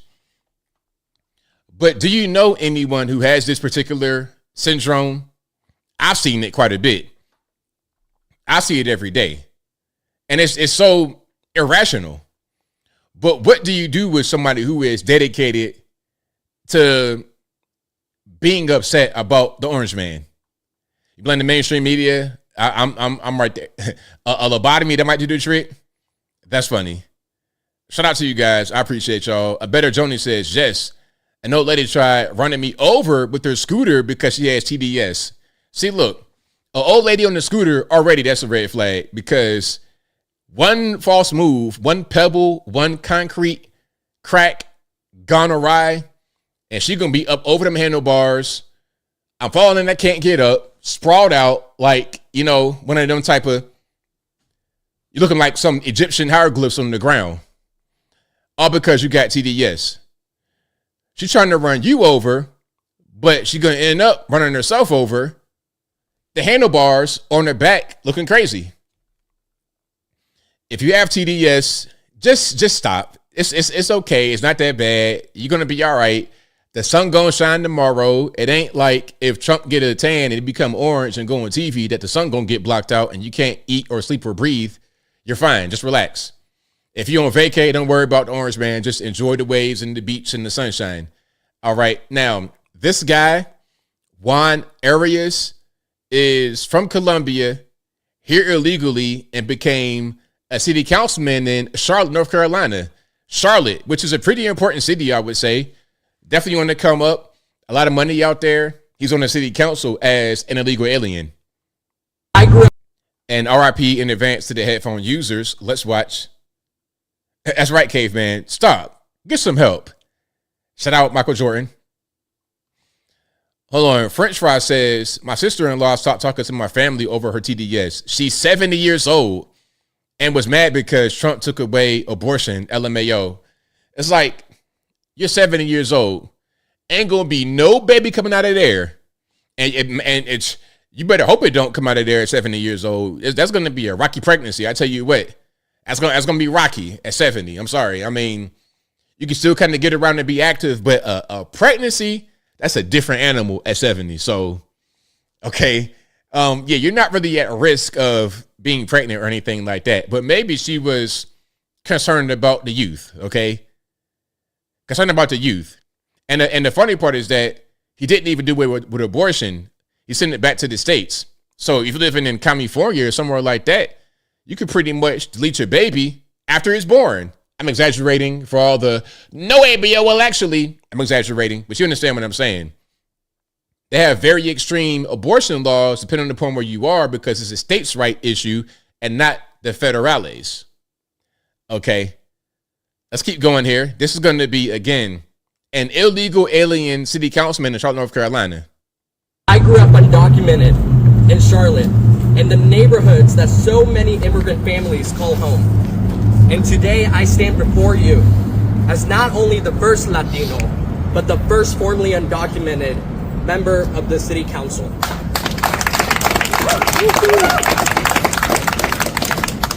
Yesterday, the Sheriff's Office confirmed that CBP will be in our city. However, no transparency, no accountability, no explanation, not to my colleagues behind me, not to the public, not to the families who deserve to know what's happening in their own city. Let me say this clearly. This is not about public safety. It is not about finding criminals. It is about fear, it is about quotas, and it's about control. When federal agents enter our communities without warning, without cause, and without humanity, they are not keeping us safe. They are terrorizing our neighborhoods. And we do not welcome our communities being terrorized and attacked. Our Queen City will not become... All right, there you go. Again, illegal alien become city councilman in Charlotte, North Carolina. Pretty important city, pretty big city for an illegal alien to be on the city council. Maybe he got his papers together. Who knows? But either way, listen, the ICE agents, we voted for them to do this. It's not inhumane. It's not a bad thing. We voted for them to do this. So they're doing what we want. And then it's not even really that bad. Obama was a bigger deporter than Donald Trump. But, you know, because it's Trump, you know, everything is bad. Now, speaking about ICE agents and deportations, this guy was in the Uber while his driver was running from the cops because he's here illegally. Let's watch.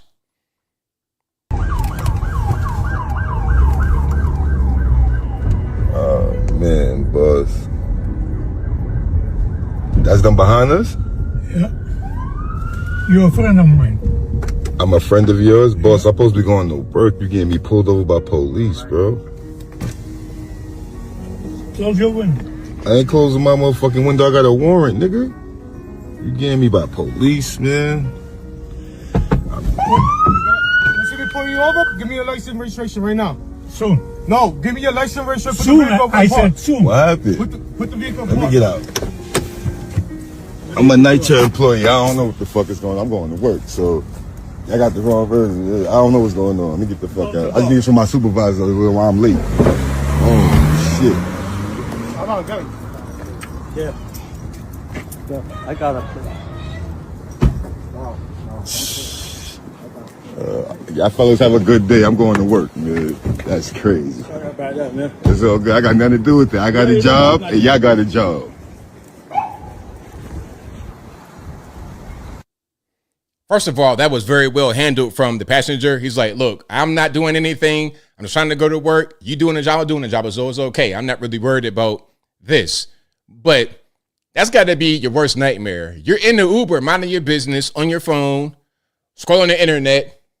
All of a sudden, you're getting lights behind you. Hey, your driver. I know, stop. It's just like, sir, I don't know what you got going on, but I'm not part of that. I'm trying to go to work. I don't know what you got. Let me out right now.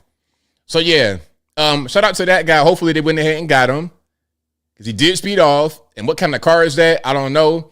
I never seen nobody in a lime green Uber. That's different, but hey, whatever. New York City, shout out to you guys. Hopefully you survive under Mom Donnie, but it doesn't look too good. It doesn't look too good. Shout out to my man again for handling that situation very well. Because it's not nothing to do with him. Let me just get out. Now, I think this is going to be in D.C. We got somebody upset at ICE agents. And this voice is very interesting. I want you guys to let me know how you think this person looks based on their voice. Let's play Guess That Gender. Why are you all here outside the courthouse?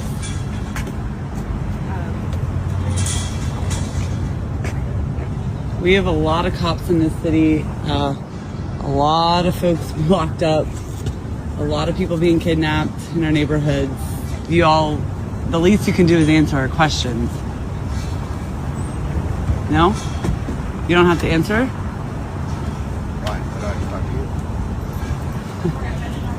because I live in D.C. I care about my neighbors. You've been terrorizing black and brown neighborhoods in the city more than they already are by the D.C. Police Department. Now you're just going to get in your cars? Good. Being in your cars is better than being outside terrorizing our city. Get the fuck out of here. First of all, they always talk tough when they walking away. When everybody's in their car and leaving, get the F out of here.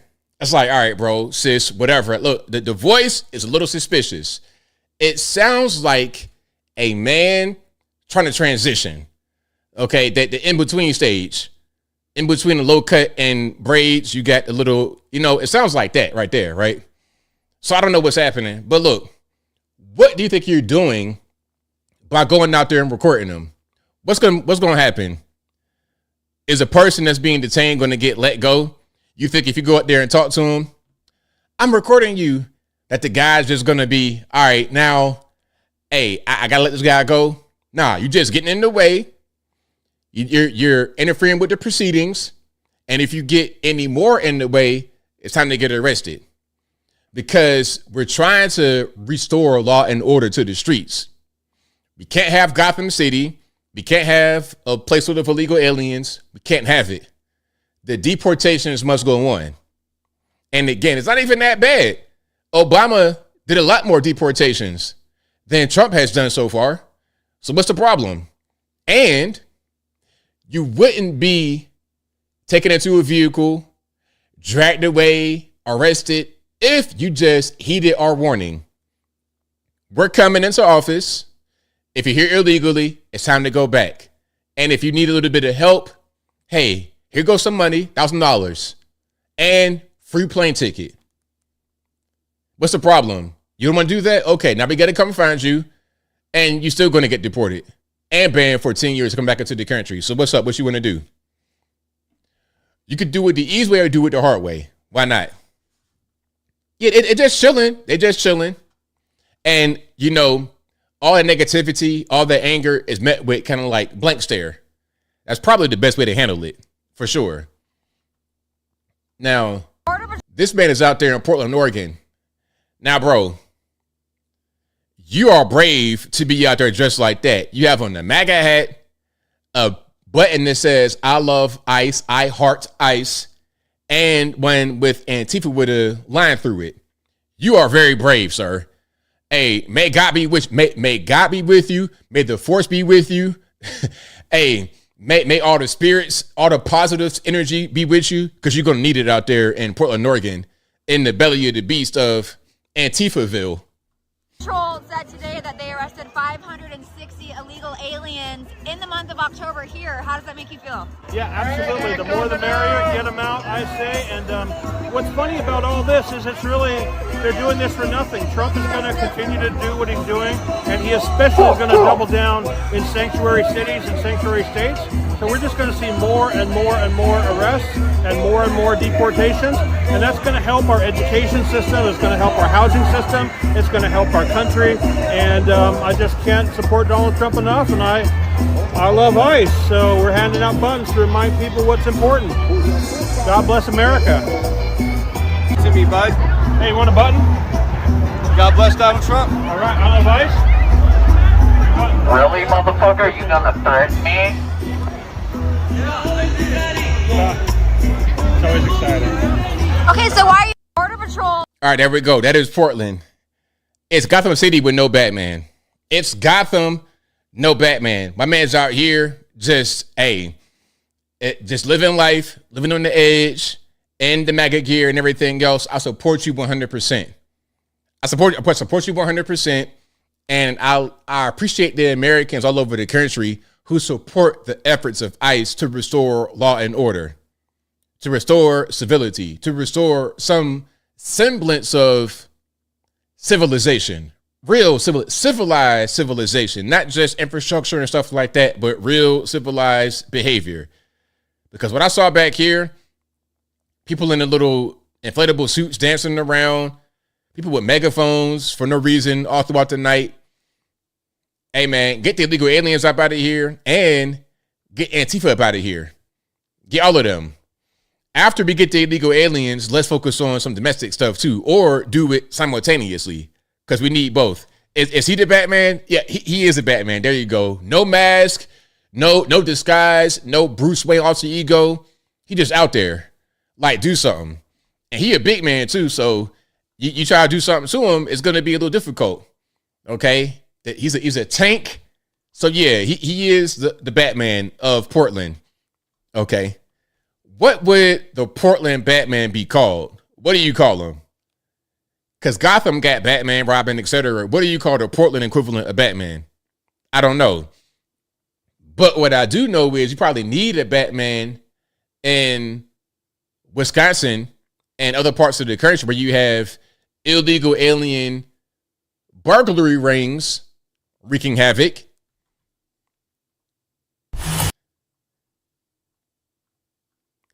Let's check it out right quick. Portman, that's NKM, Portman. There we go. EBT man, Portman, MAGA man, Duck man. MAGA man, we got two votes for MAGA man. That's a good one. I like Portman. That's also a good one. Okay, Tommy Boy, fat guy, little coat, fun guy. Sea lion person. Okay, we got 2 for Portman and 2 for MAGA man to describe the Portland version of Batman who we just saw. The Hamburglar, Moose Wayne, Bat Thing. Oh, he probably had something on him for sure. You know, a little skibbity pop, little something to protect himself. Of course, that's mandatory. So I think Portman wins. Portman, there we go. Trail cameras in Mequon capturing video of people wearing backpacks and gloves with their faces covered, creeping through the woods. Burglaries are not an uncommon thing, but the amount of burglaries that are happening, the way they're happening, it's uncommon. Mequon Police Captain John Hale says investigators believe the same group has broken into about a dozen homes there this year. This is happening throughout the state and throughout the United States. Tell me about this organization. What do you know about them? Basically, what we know is that they're from South America, and then they're coming up here to commit these crimes. In all of the cases Mequon police have investigated, they say the group of burglars walks through the woods, approaching a house from the backyard. Then they get in by breaking a door or window. The burglars targeting homes in cul-de-sacs, striking in the early evening hours of Thursday through Sunday when no one is home. They're taking people's jewelry, currency, and high-end handbags. That's all they're taking in a house. Video from last year shows a break-in at Bucks forward Bobby Portis's River Hills home. Investigators believe a Chilean crime group behind that break-in and multiple others at pro athletes' homes across the country. Is it believed that these are a part of the same network? There's a high probability that they are all connected with those burglaries also. Mequon police warning homeowners to activate their security systems. They believe this camera was detected by the would-be burglars who left. There we go. So this is what we're talking about. We're talking about the illegal aliens, the crime they bring, the unique crime they bring that people aren't really ready. They're not ready for the kind of crime that they're bringing. And this is why you got to have the deportations, because when you just let everybody come in, you don't know who is who. Oh, I'm just working. Oh, okay, sure. But at night, what you doing? What's going on for real? And where's your cousin that then broke into people's houses as part of a gang and everything else? All right, now, more about the migrants. California had to revoke 17,000 CDLs from illegal aliens. The issue of illegal aliens with CDLs emanates in California. And from what I'm able to read, from what you guys are saying, is that this has been going on for a long time in California. And as long as they stayed in California, it was okay. Meaning there wasn't anybody really checking for this kind of thing beyond California. But once they leave, that's when they get caught. Especially in the case of a fatal accident like in Florida, where the guy tried to make a U-turn on the interstate and blocked all lanes of traffic with his trailer, and then it caused an accident that killed 3 people. That guy got a CDL from California. If he was to be in Florida trying to get a CDL, it wouldn't have happened. Therefore, the accident wouldn't have happened. But of course, he did go to California and the accident did happen. So now we say, you know what? No more. 17,000 CDLs have been revoked. California is revoking 17,000 commercial driver's licenses issued to immigrants. Yeah, the decision is directly related to the legal status of the immigrant drivers. Eyewitness News reporter Madison Weil live in our newsroom with these details. Madison. Yeah, John, Rachel, Tony, that's right. The state says the licenses are being revoked because they're set to expire after the date the drivers are allowed to be in the U.S. The move follows pressure from the Trump administration, although California says these licenses violate an existing standard that was already in place. A nationwide audit was recently launched after a man from India with a commercial driver's license issued by California allegedly killed 3 people in Florida while making an illegal U-turn back in August. After that incident and a national review, the Department of Transportation threatened to pull $160 million in federal funding from California, claiming the state is issuing commercial driver's licenses to undocumented immigrants. Still, Governor Newsom says that every driver whose license is being revoked had valid work authorizations from the federal government. Another horrific crash that has kept this issue in the spotlight is one that happened in Ontario last month. It involved an undocumented man from India who is now facing vehicular manslaughter and reckless driving charges after 3 people died in that fiery wreck. In September, the U.S. Department of Transportation implemented new rules for commercial driver's licenses that make it harder for immigrants to obtain these licenses. Reporting in the newsroom, Madison Weil. So there we go. Out there in California, you have a bunch of illegal aliens with CDLs. They shouldn't have had them here illegally, and they got revoked. California will say, oh, that's just Sean Duffy trying to please his master, his dear leader, or whatever, Donald Trump. But really, it's a matter of national security, and it's a matter of the law. If you're here illegally, you should not have a CDL. And then the thing about CDLs given to illegal aliens is that it undercuts the value of trucking. People are saying, Americans are saying that they are being offered slave wages to go drive trucks because of the illegal aliens watering the market down, making it cheaper. And I said that when you're talking about the migrant crisis, they let the country be wide open to bring in a bunch of illegal alien labor to reduce the cost of labor, which would impact inflation. That was their answer to inflation. Okay, that's fine, but now I can't pay things the way I would normally pay it. I don't have the money I would normally have because now per mile I'm making a lot less money because of the illegal aliens. If you helped inflation, then the effects are negated because now I'm making less money or no money at all. So why does it matter if things are 2% cheaper if I have 100% less money or 50% less money or 25% less money? The math ain't mathing. It's not mathing. Which brings me to Marjorie Taylor Greene again. Okay, Marjorie, you say that you want to keep the illegal aliens here because not enough Americans, but you're against H-1Bs because they replace Americans. Don't the illegal aliens do that? Ain't that what they do? I mean, come on. And not just in construction, but in every kind of job you can imagine. Now, this guy rolled his truck and was still trying to keep driving. But I don't think the truck is in operable condition. Okay, I don't think that a semi truck should look like that. Okay, I don't really think so. But we're gonna see it. Are you gonna drive this? Yeah. You can't drive it. A few moments ago. So yeah, I don't think your truck should be looking like that on the road. If your truck is like this and you got to get pulled up by this machine right here, by this other truck, maybe you want to, go get it serviced and figure out what's wrong with it before you get back on the road and start driving. You got a big diesel spill on the windshield's cracked and you broke your mirror. It's not drivable. Okay. Yeah. He wants to drive the tractor? Can't understand the guy. I think he thinks he could just drive it away. You can't disconnect it yet. You're not going to drive this. I thought I want to know. We're going to tow it. I just got off the phone with the boss. We're going to tow everything to Almonte. Everything. Almonte. Are you going to? So, yeah, we need to speak some English on the road. Just enough to be able to communicate. I'm not saying you got to be a poet laureate and speak the King's English, but good grief, man.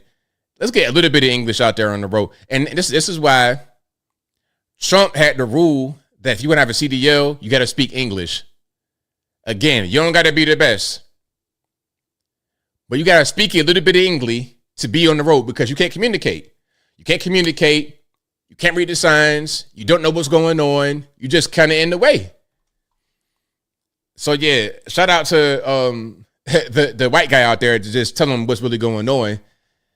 Anyway, speaking about CDLs and illegal aliens, or just in general people. So a DMV supervisor in New York wore disguises to take driving tests for people and then help them cheat to get their CDLs. Not making this up. One woman. Okay, so there go the culprits, I believe. Okay, fine young ladies. Let's keep on rocking here. One woman even wore disguises to impersonate test takers. Is that her with the fake mustache on? That's crazy. Lady, really? A fake goatee? Tell me that's not her. All 7 are now facing felony charges. There is a lot going on in this investigation, and Eyewitness News reporter Stacey Sager. Yeah, that's crazy. So that is a fake goatee? That's why they're circling it? Ma'am, disguises for real? What's this? In Living Color, Saturday Night Live, Eddie Murphy movie? You thought you could just put on some makeup, a TikTok tutorial, and you get away with it? Anybody gonna know? Ma'am, that's crazy. But I digress. News reporter Stacey Sager live now with the details in Garden City. Stacey. Well, Mike, we all know the DMV makes us go through certain tests to get our driver's license, and to get a truck driver's license is harder, as it should be. Well, prosecutors say this was really an elaborate corruption scheme, and some of the workers at this DMV almost got away with it. Deciding who gets to operate heavy rigs on our roads and highways is not something the New York Department of Motor Vehicles should take lightly. Bypassing that safeguard is far from a harmless shortcut. It is a dangerous threat to public safety.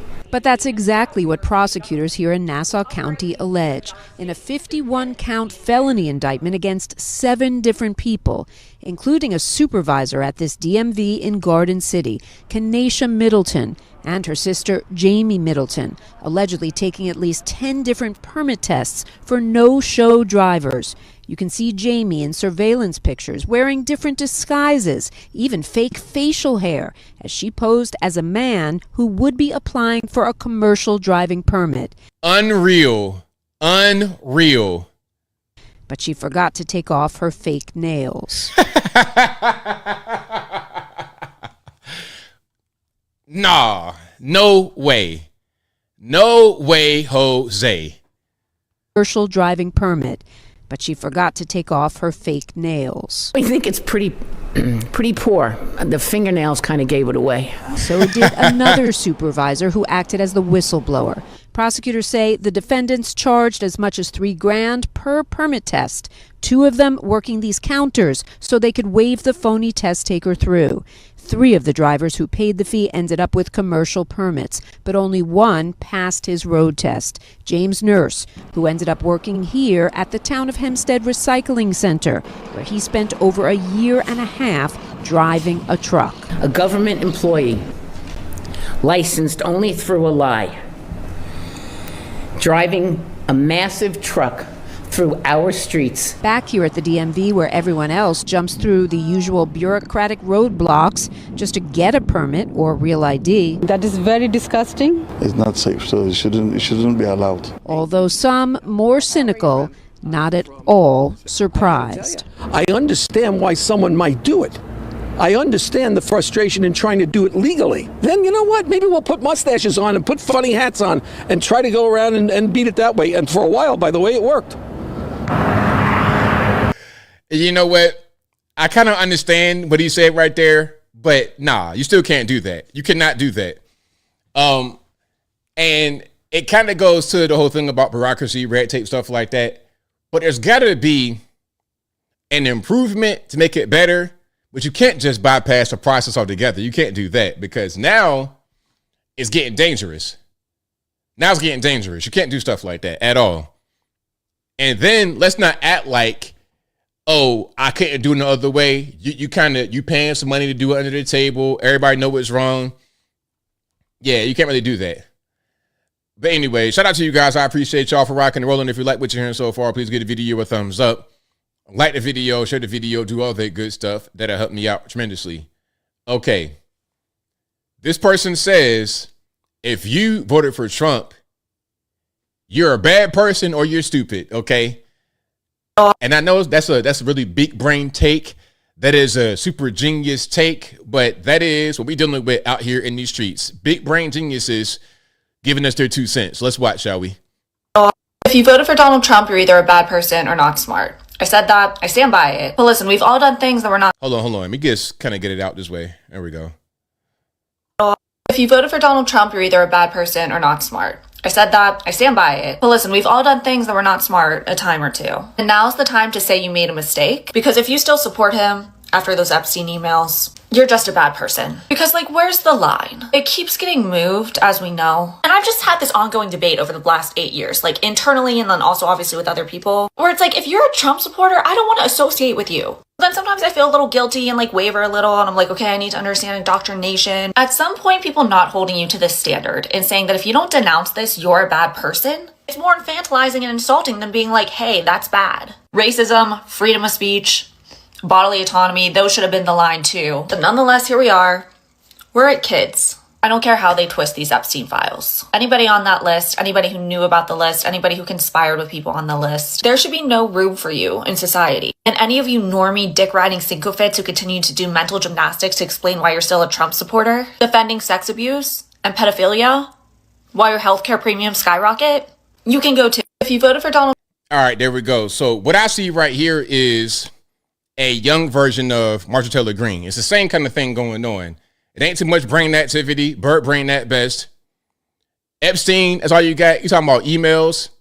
If there's anything in those emails that implicated Trump, we would know about it. And Trump would have already been locked up, or they would have tried to get locked up, or it wouldn't have been impeachment over that. There was nothing. What did they get Trump on? Oh, he said his house cost too much money. Oh, he tried to do this and this. Nothing burgers. Big nothing burgers. The Epstein thing would be huge, but it's not real. You just believe in whatever you see on the internet. So my suggestion, my advice is turn your phone off, go outside and literally touch grass, get a big handful of grass, throw it up in the air and run around, have a good time. That is my opinion. And also the lip fillers, please stop. Please stop. It doesn't, you looking like, you know what I mean? You had an allergic reaction. Anyway, if there's anything about Trump and the Epstein files, you'd have already known it. Get off your phone, get off your internet. And I would tell you to not be brainwashed, to not be indoctrinated, which what you trying to tell us we got going on. And it's not us, it's you. All right. So yeah, shout out to her. That's Marjorie right there when she was like 15 or however old she is. But anyway, this person says playing golf in the USA is fascism or akin to fascism. It's fashy behavior. Now, I got a counter argument, but let's watch what this big brain genius has to say. All right, let's get it on the screen. Full up. There we go. Let's let it rock. I don't care. Playing golf in the United States is fascist behavior. Using up all the water, using up all the land, getting fucked up with your bros to talk business on a course. I'm sorry, it's fashy. It's real fashy. Abolish golf courses, the worst people I've ever met in my life play golf all the fucking time. And it's like, well, why play golf when you can just yourself?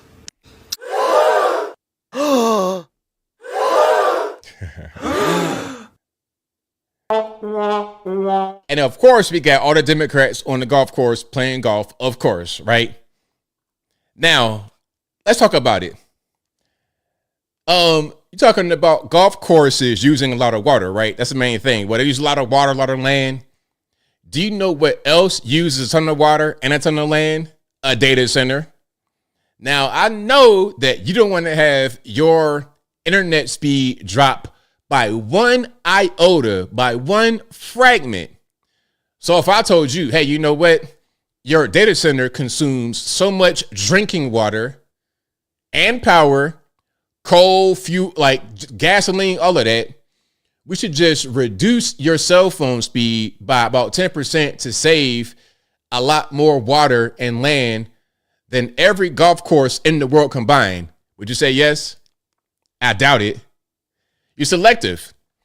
Climate change, all of that kind of stuff only matters when it's convenient for you to worry about it, because you don't want to play golf. You don't want to go to the golf course, but you do want your TikTok. You do want your Facebook, your Instagram, your YouTube. You want all your apps to work just fine. Okay. But the golf course is where you draw the line. You don't care about the environment. You don't care about anything other than what suits you. So yeah, shout out to her. A data center, listen, the water usage is crazy. It's off the hook to the point where it can pollute local water. It's off the hook. And golf is very fun. Shout out to the golfers. All right, shout out to the golf. Where you go to the driving range, the regular course, the putt, the Top Golf. Shout out to golf. It's fun. Matter of fact, you know what you should do is go play golf and enjoy yourself and get off of TikTok. Anyway, now I forgot this one. What was this about? I almost forgot. Hold on. So you agree that a person who's working. Oh, yeah. Okay. About EBT. Because we say, you know what? Rather than being on EBT benefits, go out there and get a job. Go out there and work. We know a lot of Americans don't want to work and a lot of Americans do. And there's a divide between us. Those that go out there and work hard every day for what we get, and those that want to do the minimum or nothing and be rewarded the most. So let's hear from another rocket scientist. Hey, we get all the geniuses, all the rocket scientists, all the big brainiacs tonight. People getting SNAP need to work. They need to get a job and work. So you agree. So you agree that a person who's working deserves to feed their family and themselves. So you agree. It is absolutely wild to me that you think that a person who is working deserves to feed their family on the dime of a government subsidy instead of through being paid a fair wage by a corporation that they work for. Like, is this like, it's like a mass delusion. I feel like I'm losing my fucking mind. I'm losing my fucking mind. Fun fact, people getting Okay, so there was a lot there. First of all, I'm making a lot of assumptions. It's not a matter of deserve or anything like that because you're working. Okay, where do you work? You're working at McDonald's at 35 years old. Okay, step it up. Okay, step it up. That job is not meant for you to be there forever and then rely upon the government to pay you to be at that level. Let's improve ourselves. Let's go out there, get better skills, and get a better job at 35 years old. Okay, if you're 22 or something like that in college, just graduated, that's something different. But that age, working at McDonald's or some other kind of low job, no skill job, you got to improve. But the reason why we say get a job when it comes to the EBT benefits is because many of them don't do anything or they do the bare minimum to get by. We say rather than relying upon the government, rely upon yourself. Rely upon your skills and your hard work to go out there and make money. You got a family. Okay, come together as a family, make money together, and move forward rather than relying upon the federal government. That's what we're saying. Now, you want to twist it into what makes sense for you, but what you're saying doesn't make any sense. What we're saying makes sense. Go out there and work for a living. That's what we say. So yeah, shout out to Miss Rocket Scientist right here. Hey, we got all the big brains tonight. 8Boy Only says, if you're working at Mickey D's at 35, you should be managing it. Exactly. Yeah, if you're a manager, that's something different. If you have, like, if you're still working burgers and if you're still flipping burgers and throwing fries in the bag at 35, something happened. Maybe you were on drugs for a while. Maybe you got locked up. You're trying to start over. But if you've not been locked up, you've not been on drugs, you're able-bodied, you're sound of mind, and you just refuse to be ambitious, you get what you get. You can't refuse to be ambitious as someone who can be ambitious and then expect the government to fund you. You should not expect the government to fulfill your life in a way that you could, but you refuse to do it. But that's what happens when you got all these benefits out there. And people just say, you know what, I ain't gonna do nothing. I'm gonna just rely on the government to do everything for me. You know, that's the issue. All right, let's keep going here. Now we got an EBT haul. I just want to show this because the reason I keep showing these is because I wanted to show y'all what y'all are actually consuming and putting in your body. That is the problem with sickness, obesity, everything in this country. It impacts everything. It impacts the medical system. It impacts your insurance premium. It impacts the quality of life for Americans. It impacts people's attitudes when they're out there on the street. I saw Mike Epps on the Breakfast Club. I can't play it because it's the Breakfast Club, but he was talking about how people need to let go of the food stamps. Matter of fact, hold on. I'm going to play it because why not? Because maybe I'll do what I want. I'm Alec Baldwin. I do what I want. Anyway, let me see if I can find it right quick. And if you like what you're hearing so far, please give the video a thumbs up. There we go. Like the video, share the video, do all that good stuff. That'll help me out tremendously. Okay. Shout out to the right wing angel, my man Oliver Mack, for the video. Okay. Let me throw it right here. And let's do it this way. All right. So Mike Epps. Hold on. Let me get my Instagram together over here because it's be blowing up. Mike Epps, a comedian. You may know him from the Friday movie. Was it Next Friday? And other movies. He says he's glad food stamps were cut off because they hurt the black community. Some of us need to not be on food stamps. Let's get some sound. That might help. And keeping the faith. That's why I told people when these food stamps and stuff get cut off, don't worry about that. See, black people, we've been getting our shit cut off. We've been getting our doors kicked in and stuff. This is not for us. Copyright, pause. So don't take this as personal about the food stamps and all that. I'm actually glad they cutting some of these niggas off food stamps because some of us need to not be on food stamps. Uh-oh, about to get in trouble. You just said the N-word and we shouldn't be on food stamps. You about to get in trouble. Because it's a trickle-down effect. You get the food stamps, then you go buy the food that give you cancer. Then you eat the food that give you cancer. Then you're sad. You walking around here upset. Your diet's fucked up. Now I'm going to tell you some honest God truth. Your diet then sent a lot of niggas to prison. Now, I ain't going to play no more, but that right there is on point. Your diet impacts you in so many ways. And the main way, of course, just obviously unhealthy, big backs, high blood pressure, diabetes, everything else. But also, your mind ain't right. Okay, people going crazy. Things they shouldn't be doing, they're doing because of their diet. All right, so he's right on point with that. He is 100% on point. I've been preaching that for years now. Okay, now, let's go back to the EBT haul because I want to show some of what you guys are buying that you shouldn't be buying. Okay. We got some bagged fruit and stuff like that. That's not that bad, but it's quite a bit of sugar. Where's the protein at? Ain't no protein. It's just sugar, sugar, sugar. Sugary drinks, sugary snacks, sugary. Okay. and more sugar on top, some butter, a pantry full of sugar. What we got?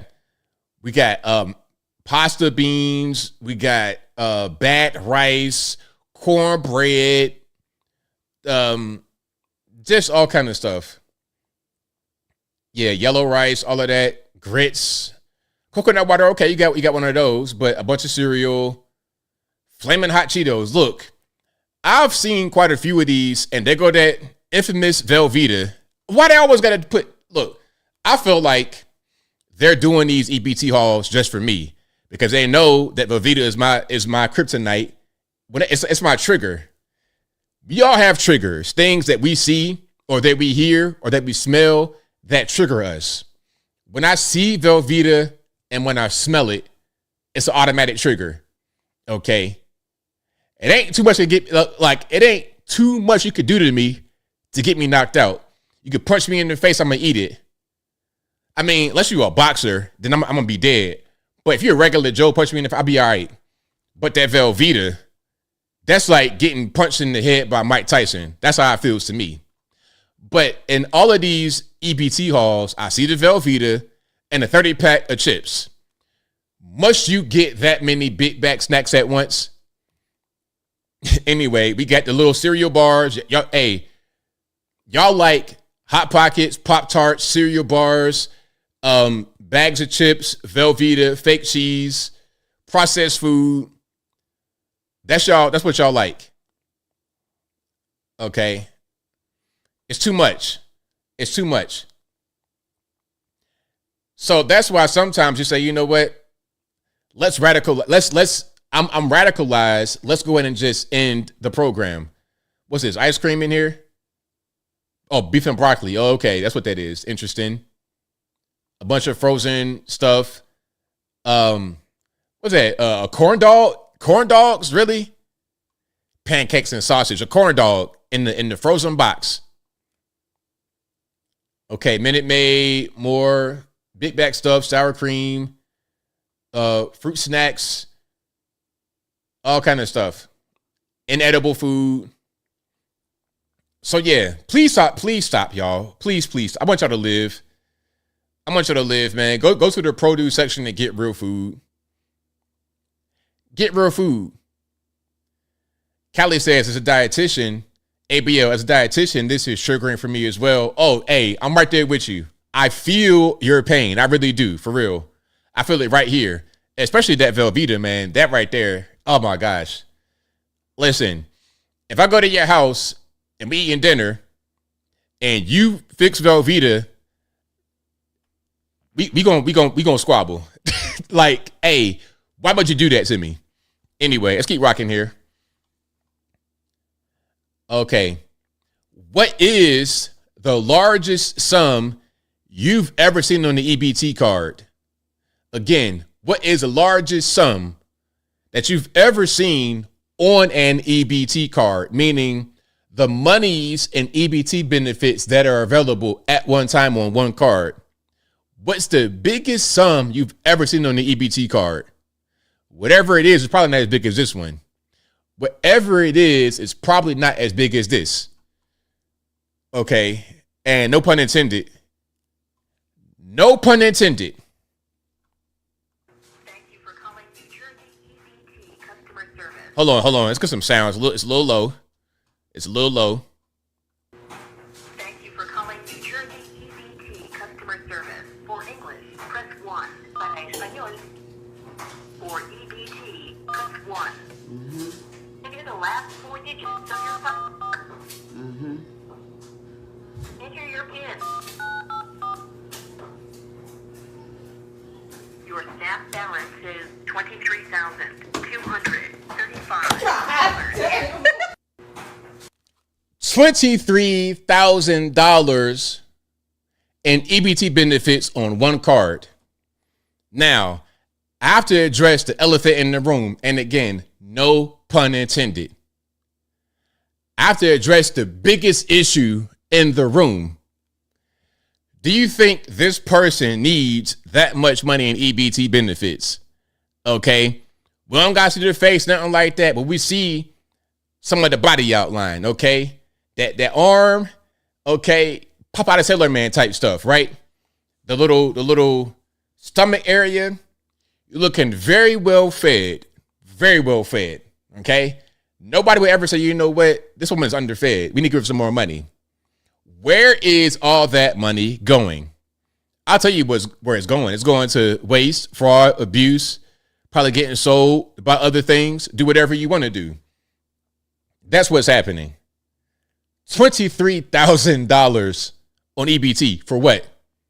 Why?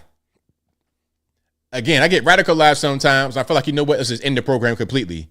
Let's just end it because we don't. It's just now we're just kind of being silly.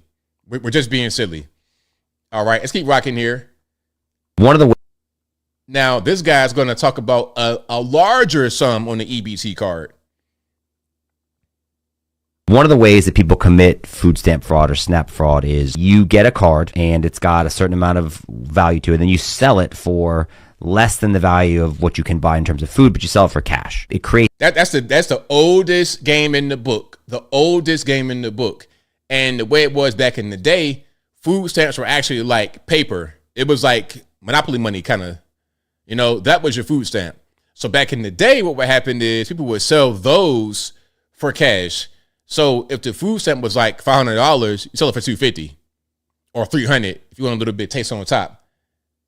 But now the way it works is, well, what I've seen most recently is they go to the grocery store together and they get items with the food stamps, and whatever the balance is, they just square it up afterward. Okay, so I took $250 in food stamps from you at the store, and you pay me whatever $500.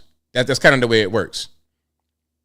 It's incentives for people to, number one, acquire as many cards as possible. Number two, to keep as high a balance on these cards as possible. I've seen cards as much as $20,000 in this that is on an EBT card. So how does that happen? Just as you've seen a food stamp card, an EBT card with a balance of $20,000, and then you could go to a grocery store and buy $20,000 worth of food in one setting if you wanted to. How does that happen? People are just kept on the program for years, and they keep rolling these balances up, and whether they're using the card or not.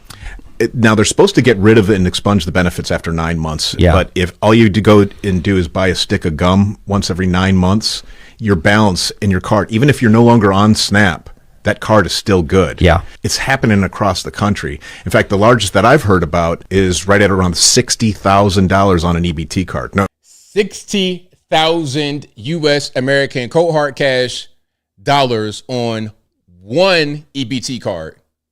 Nobody's going hungry in that house, obviously. Obviously. Clearly. The waste, fraud, and abuse is crazy. There should be a way to look at someone's account and see how much money is on it. Like I said, if it's up to me, it wouldn't be none of that. You would get a box, an EBT box. You would go, your card would just be how you get into the actual food bank to get your box for the week, for the month, whatever. I'll give you a weekly box. You go up there on a Sunday, a Tuesday, whatever, get your box, and that's it. And in that box is going to be fresh produce. That's it. If you can't cook, oh well, figure it out. Figure it out. Because somehow we were able to survive before refrigerators, before microwaves, before Instacart and Uber Eats and this and that and the third. Somehow we lived just fine before then, and we lived more healthy.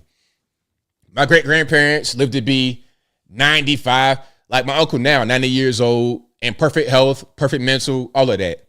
Why? You're not a bit back. My uncle right now, in shape, look just like me, just an older version of me. Okay? Genetics is a big part of it, but also your diet, what you eat. The EBT benefits was never a thing with us on that side at all. All right, but if you like what you're hearing so far, please give the video a thumbs up.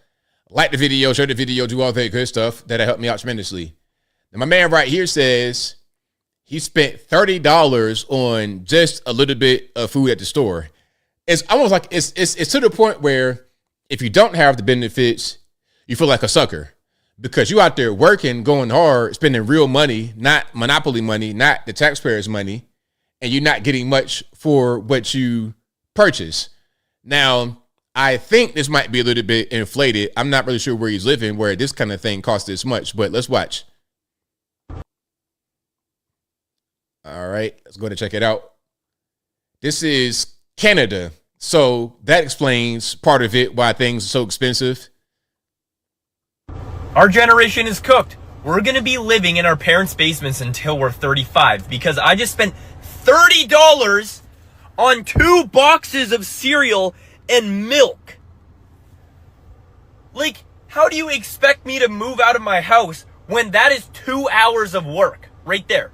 That's equivalent to 2 hours of my life is 2 boxes of cereal and some milk. Absolutely ridiculous. Welcome to the Liberal government of Canada. Now, first of all, remember the thing was, let's fight for 15, meaning $15 an hour. Okay, minimum wage federally $7.25. Let's get $15 an hour. Now he makes $15 an hour, but look how much things cost. As I said before, when you raise the wage up artificially to 15, 20, whatever, you're not going to escape the realities of how much things actually are going to cost. It's about productivity. You're exchanging your productivity, really. And the more you keep printing the money, the less your productivity becomes worth.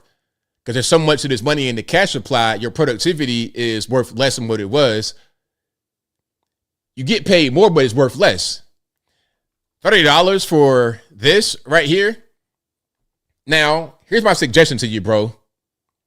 I don't think that was the best use of $30. Okay, I don't think so. Now, the Canadian prices, I know it's kind of crazy, but I can buy a lot more than that and better food than that with $30. I can get salmon, rice, my regular meal for a lot less than that. I can eat in 1 week on $50. This right here is not really a meal. This is not nutritious. You're basically eating sugar and milk. That's not really a meal. You want to get actual food and you want to try to avoid the processed stuff at all costs. Okay, you don't need the milk. Get you some real actual food with one ingredient, not this sugar concoction. Okay? So yeah, that'll be my advice to you.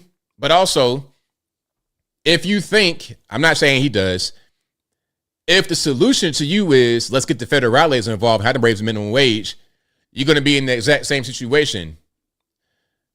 Rather than 15 an hour, you'll make 20 an hour, 30 an hour. And rather than that milk and cereal costing $30, it'll cost $60 or 70 or 80 or 100 or whatever it is. Then you get hyperinflation. Like, what was that? Zimbabwe or Zambia, whatever that was, where they roll in a barrel of money to the store to get a loaf of bread because the money became totally worthless. That's where you're going to end up if you keep on going down the road of inflation and money printing.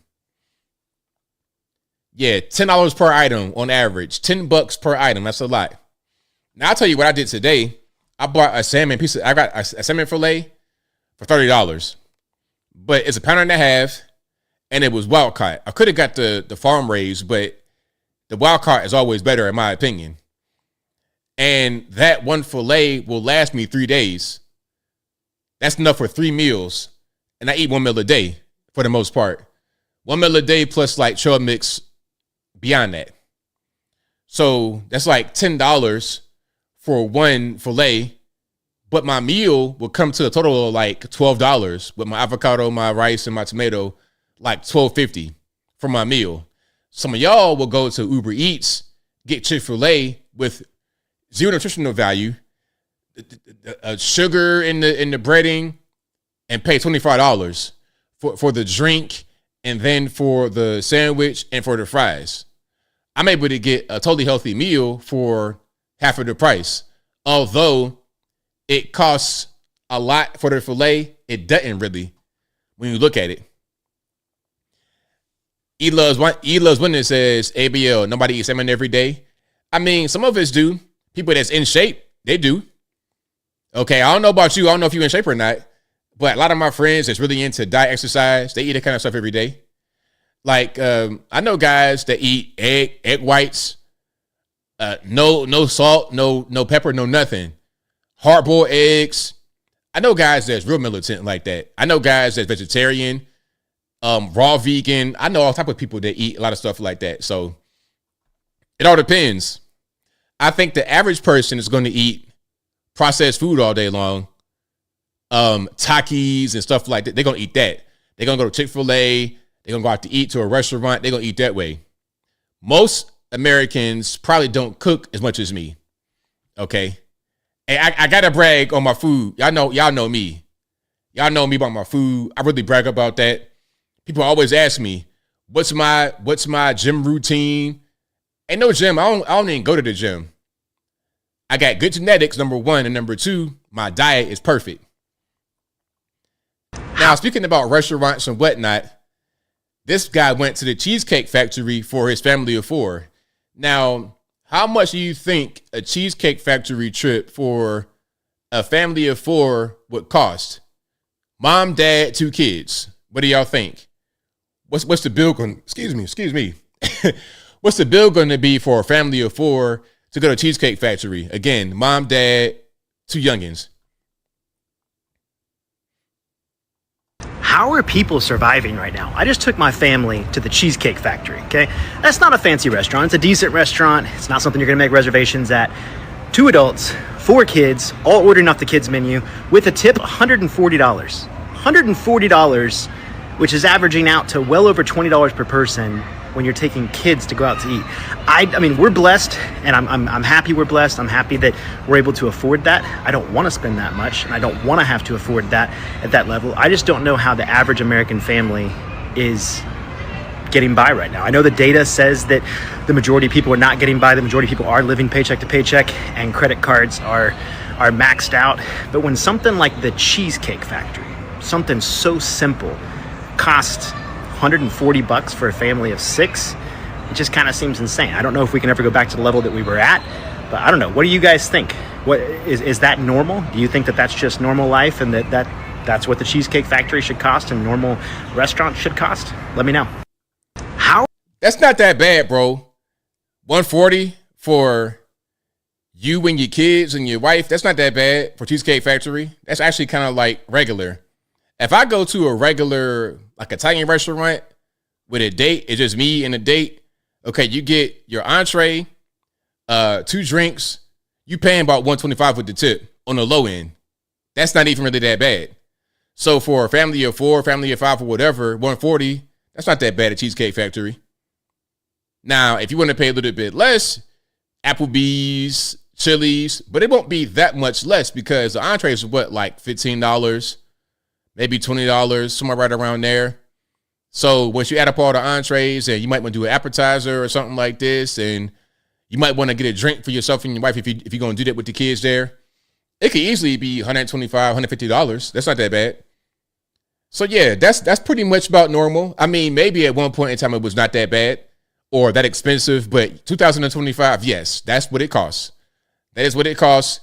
And again, it's not even that bad. Now, for me, on a side note, I'm not a big Cheesecake Factory guy. I think it's kind of whack. I think it's like overrated. It's like Applebee's with a fancy suit on. The cheesecakes are good. Yes, I give them that. But the food, it's all right. It's all right. I feel like their menu should be smaller so they could focus on being good at fixing one kind of food. Okay, it shouldn't be so many different options. Yeah, so for me, it's not really all of that. I think that the times that I went, I was not really impressed. Maybe when I was younger, it was better, but I feel like they kind of fell off. There's other spots you can go to that don't cost as much as Cheesecake Factory that'll be okay, or that might cost in the same ballpark that'll be better. I'll put it to you this way. I'd rather go to Miller's Ale House, or what's another one I like to go to? What's the name of the Lazy Dog? I'd rather go there than Cheesecake Factory all day long. And it's like right in the same ballpark. But again, y'all know me. I cook most of the time anyway, so it's not really a thing. A Applebee's with a fancy suit on. That's what it is. Fancy pants. That's kind of what's going on with Cheesecake Factory. But if you like it there, it's fine. I love it. All right, so this man's son got his first lesson in socialism. My son got his first lesson in socialism today. He and his partner got a 10 out of 10 on their project, but the partners were partnering up with another group, and the teacher's averaging the grades between the two groups.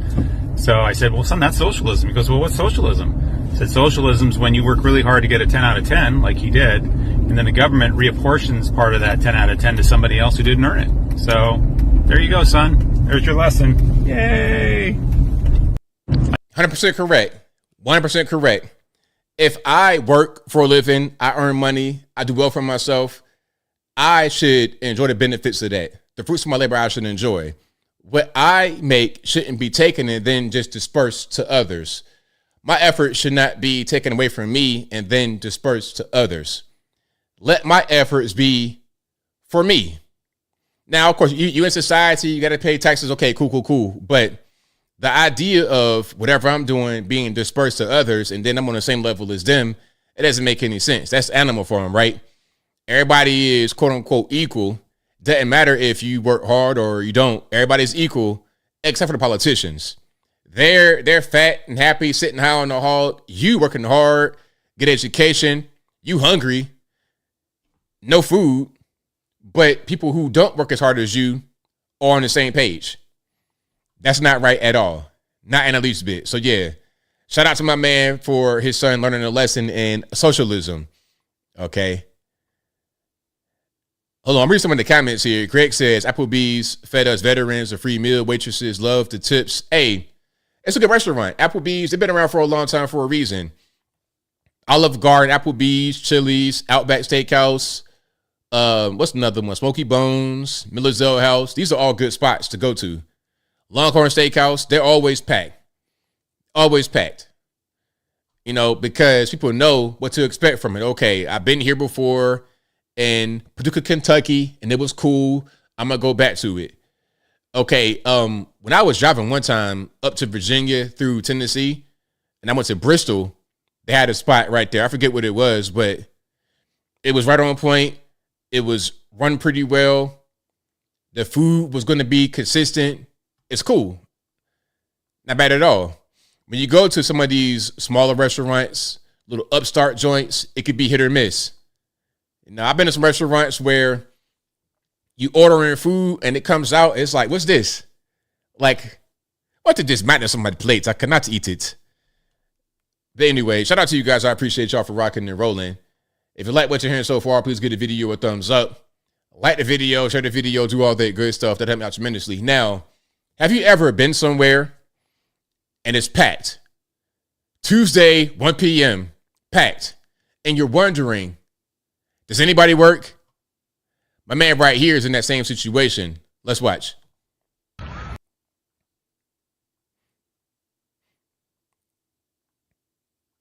Does anybody work anymore? It's Tuesday. It's 1 o'clock. I'm at Costco. Look at this. Look at this. I just parked like 10 minutes away in a different parking lot. I don't get it. I feel like this has been going on for a while. Middle of the day. It's Tuesday.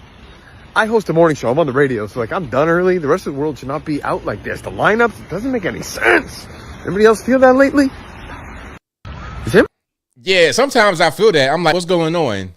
Like, it'd be around time of the day, middle of the daytime, and it's a lot of traffic.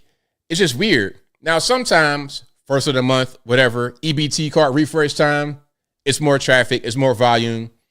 But it's like August the 12th at 1:30 p.m. on a Tuesday. It's like, why is it so packed in here? Does anybody work? You could be anywhere. You could be at a gym. It's packed in the middle of the daytime. Now, even with me, y'all know I do what I do with the internet or whatever. But throughout the day, I'm doing quite a bit. Normally, when I go to the store, like a Costco or something like that, it's on the weekend, like a Sunday. Not really during the weekday. I don't got that kind of time to go out there. So my question is, why are these places so packed? Does anybody work? Is that people just not working? They're just kind of chilling? What's going on? And one thing that I see is the line to pick kids up from school. When I was a kid, that wasn't really a thing. That the line, when I was a kid, it wasn't many cars coming to pick kids up. Everybody was on the bus. It was some cars, but the way I see it now, it's endless cars picking the kids up. So does everybody just have the ability to be off at that time? Like, what's going on? What's really happening? Lawn Care Lover says this happened starting November 1st. I think people were panicked by holiday shopping. Oh, well, holiday shopping, yeah, that's something else because right around Christmas time, you'll see more traffic around malls and stuff like that. Yeah. Absolutely. Caveman said the Buffalo Stampede with that snap. Yep. That's something else for sure. Take this job and shove it says lots of old folks driving for their appointments every day. Yeah, you see some of that, but it ain't really the old people though that's in the stores moving around. I'm seeing young people. Mom told me that she was like, and she been retired, so she told me how she going to certain places, like a gym or something like this, and it's a bunch of young people in there in the middle of the daytime. It's like, okay, I'm retired. What are y'all doing in here when you're like 31 years old? What's going on? Yeah, that's a thing that I've most certainly noticed. So yeah, shout out to everybody who is working, making it happen. Oh, one more I wanted to show before we keep going. And we got calls to get to, of course. There's a restaurant, speaking of restaurants, in New York City where they have a virtual cashier from the Philippines. Okay, let's watch some of this. What do I? Now you see the person right here. Hold on. You see her right there on the camera. That's crazy. Imagine going to a restaurant and looking for the actual cashier, the teller, the host, whatever. And you see a 24-inch monitor and you got a lady right there talking about, hey, what's up? Can I help you? You're like, am I being punked? Is it a prank? What's going on? Let's watch. What do I do to order food? Yes, we have a window in front of you. Okay, over there. Yeah. And where are you located right now? Can I ask you? I'm in the Philippines. You're in the Philippines? What do you recommend? We have M4, the M4. The M4? The Stallion on regular and the Brace for the regular. Okay. Do people usually tip you? Sometimes. Sometimes? People is cheap. Yeah? Oh, not every time? It depends on the customer. So there we go. So that's happening a lot more. I saw a video I showed you guys where there was a hotel in Miami where they had a virtual host. When you come in and check in, it's a guy in India with his dress shirt, tie on. Oh, can I help you, sir? Okay, how can I help you? And then same thing right here. She in Philippines talking about, yo, what's up? What you want? And there's a little tablet right there. You could just touch that, order what you want, and the aunties in the back will fix whatever you need. So that's where we're at right now. Now, I don't think that AI will take this job over because it's expensive. I think it's cheaper to have the lady in the Philippines be your virtual host than to pay AI, especially since a lot of AI is undersold right now. And when the true cost of what AI costs is being charged, it'd be unaffordable. So then she'll be the alternative. So that's what's happening. Hey, at a certain point, that's what's going on. Now, again, I like to get out there and cook and do it. But if I want some Filipino food and it ain't nothing available, what happens? What do you do? Okay, what do you do? But if you like what you're hearing so far, please give the video a thumbs up. Like the video, share the video, do all that good stuff. That'll help me out tremendously. We got super chats on deck, I believe. Then we're going to get to the phone calls. The number to call is 706-406-3287. Again, 706-406-3287. Super chats first. Let's read these right quick and see what's happening. Thank you to Apple Barker, I'll Puff Daddy, who says, ABL, comments on that awful AWFL, that is affluent white female liberal, And Jasmine Crockett, what's up with white folks? Remember the CEO of Chick-fil-A? These liberals love being humiliated. Yeah.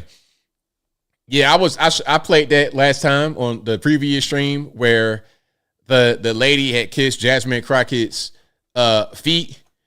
And you know what? You know what I don't want to do is search Jasmine Crockett feet on Google. That might be a little bit dangerous. But and you know what? I did it on Twitter and I regret it. So let's not even do that right now. But yeah, that's crazy, man. And if you guys didn't see it, Jasmine Crockett went to speak to some people, I suppose, and there was a white female radio show host. The lady got on the ground and kissed Jasmine Crockett's shoe, like kissed her feet, basically. Now, I gotta be careful. Her feet weren't exposed, but it was her foot in the shoe, and she kissed the shoe. I'm like, what are we doing? Hey, man. Jasmine, if you're watching, you said you wanted to speak more than just the urban people. You got your wish. You got your wish. Hey, on your first deployment to white America, you got a white lady get on the ground and kiss your feet. So you may have regretted that decision to ask for that. But anyway, let's keep rocking. Devin says, thank you to Devin. Devin says, don't let 50-year mortgage become the next student loan crisis. Applebacher Off Puff Daddy says, I support President Trump and his cabinet, but he seems to be losing focus. The H-1B visas are hurtful to American youth and workers and should be stopped. Apu says, ABL, you see DMV scandal, sister paid to write DL text. I saw that. Yes, we played that earlier or a little bit later in the show. YouTube Suck says, Jasmine feet search and Google's AI will respond with, nice to see you again, ABL. That's funny. That is hilarious. I can't do nothing with Jasmine Crockett at all in that kind of way. I can't do nothing with that. You know, them feet, I don't even want to see them feet because I already know kind of what they look like. In my mind, her feet look like, you know, scratched up. If I see something like that, that's like seeing Velveeta. I'm going to just run for the border. I can't do nothing with that. Anyway, thank you to Apple who says, may God and President Trump release a Tina Peters. Thank you to Drew who says, I'm not anti-Semitic, but I know Jews are too cheap to pay $7,000 for all the influencers. Thank you to Ryan Walker who says, every time I get Uber Eats, it's never the car or person in the app. I don't know why y'all get Uber Eats, man. I would never. Hold on. Matter of fact, I had a video, but I didn't play it. I'm going to play it right now since you said that. So, all right, this guy's having to weigh the food orders that go to Uber Eats because of all the theft. Now, my question is, which one of y'all big back Uber drivers are eating the food from the actual bag? What's going on? All right, guys, so this is what it's come to. This is what it's come to with DoorDashing and customers. Now, I have to weigh every order. Apparently, things are getting lost where DoorDash and the customers have to make sure everything is weighed. You know what I mean? They're going by the ounces now, guys. Just so you know. So if you guys are thinking there's food missing because we stole it, yeah, you can't use that excuse no more. Yeah, it's the world we live in now, guys. All right, guys. Yeah, man, I would never use Uber Eats or DoorDash. I never got onto the train. I cook pretty much 5-6 days a week. I cook pretty much every day. When I go out, I don't cook. But even when I do go out, I still cook that day. Like if I go to dinner at like 8 o'clock, I'm gonna still cook at 2 o'clock. It might be a smaller portion, but I'm gonna still cook. So yeah, I don't do the Uber Eats, DoorDash. And you know, the main thing is I don't trust you in your car. What kind of vermin you got in your car? What's really happening with your vehicle? You're going to pull up to my house. And then also, I don't want you to know where I live at.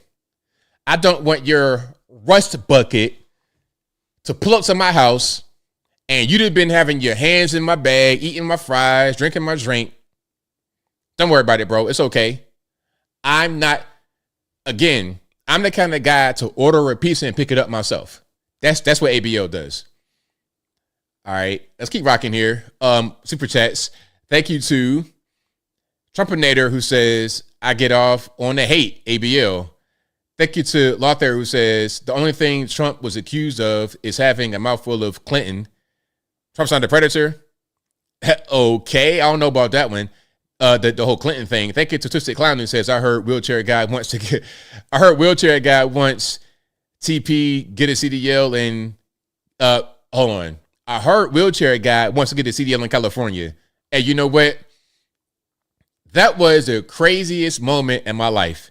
The wheelchair guy, when he came out, you're not translating what he's saying. He literally just mumbled. You did not hear any words in that. That was crazy. I don't know why they did that, man. That lives rent free in my mind. And every now and again, I think about it and I start crying laughing. That was crazy. Thank you to Designer for the #1 fan emoji. I appreciate you for that. Thank you to Twisted Clown, who says, how many houses were bought with EBT car 60K? Good question. Thank you to Jack Black, who says, ABL, you brag for yourself. Get married, have some kids. What is it all about, dude? It's time. All right, well, look. Are you going to be there when I get divorced the next time? If not, how about this? Hey, if not, how about that? The issue with marriage is pretty much dead in the West. It ain't just me. 50% divorce rate, people not getting married. I just saw a stat that said 50% of women between 25 and 35 will be single by choice in 5 years. So I don't know what you're going to do, bro. If you're going to fix society and fix human beings, I take you up on that. But until then, hey, man, I'm just trying to survive. That's all. Michael Critchlow says, after more than 230 years in production, on November the 12th, 2025, the U.S. Treasury has discontinued the penny. R.I.P. the penny. Yes. R.I.P. to the penny. Okay. If I had some music that was sappy and sad, I'd play it. But yeah, R.I.P. to the penny. But truthfully, 98% of all currency is digital. So what's the point of having the penny? Like, it doesn't even make any sense. All right. But shout out to you guys. I appreciate y'all for rocking and rolling. If you like what you're hearing so far, please give the video a thumbs up. Like the video, share the video, do all that good stuff. That'll help me out tremendously. Let's get into the calls here. The number to call is 706-406. There it is. 706-406-3287. Again, 706-406-3287. The number is always in the ticker and also in the description box if you want to copy paste it from right there. All right, there we go. So yeah, RIP to the penny. RIP to the penny. RIP to the currency that had actual silver in it. Wasn't it like the all currency was silver, like the dime and nickel, the quarter? Am I tripping? I'm gonna speak to you on the line, 731. Hi, how you doing? I'm well. About yourself? I'm well. My name is Carlita. There's a few things I want to talk about. One of it is I don't have any problem with the taking away the SNAP. Well, not the SNAP, the food stamps. I think that some people should earn their food stamps. I was hearing something about like working 15 hours, 20 hours a day for them to earn them. The food stamps, I don't think anybody should get $5,000, $6,000 on food stamps. That's outrageous. So, yeah, that's something I want to mention as well. And another thing I would like to mention as well is that I never seen a president that we have that whatever he do, everybody is upset with. It's like he can't do anything right. And I would like to say the people that's upset with Donald Trump, if this happens, checks come out, don't cash them, send them back. Exactly, because it's like, okay, you talk all this stuff about Trump, you hate Trump, orange man bad. Okay, if he's so bad, just be all the way real with it. Be consistent. Don't cash his checks. Don't do anything that he does that's positive. Don't partake in it at all. I totally agree with that. And then the next thing I would like to mention as well is they say illegal aliens.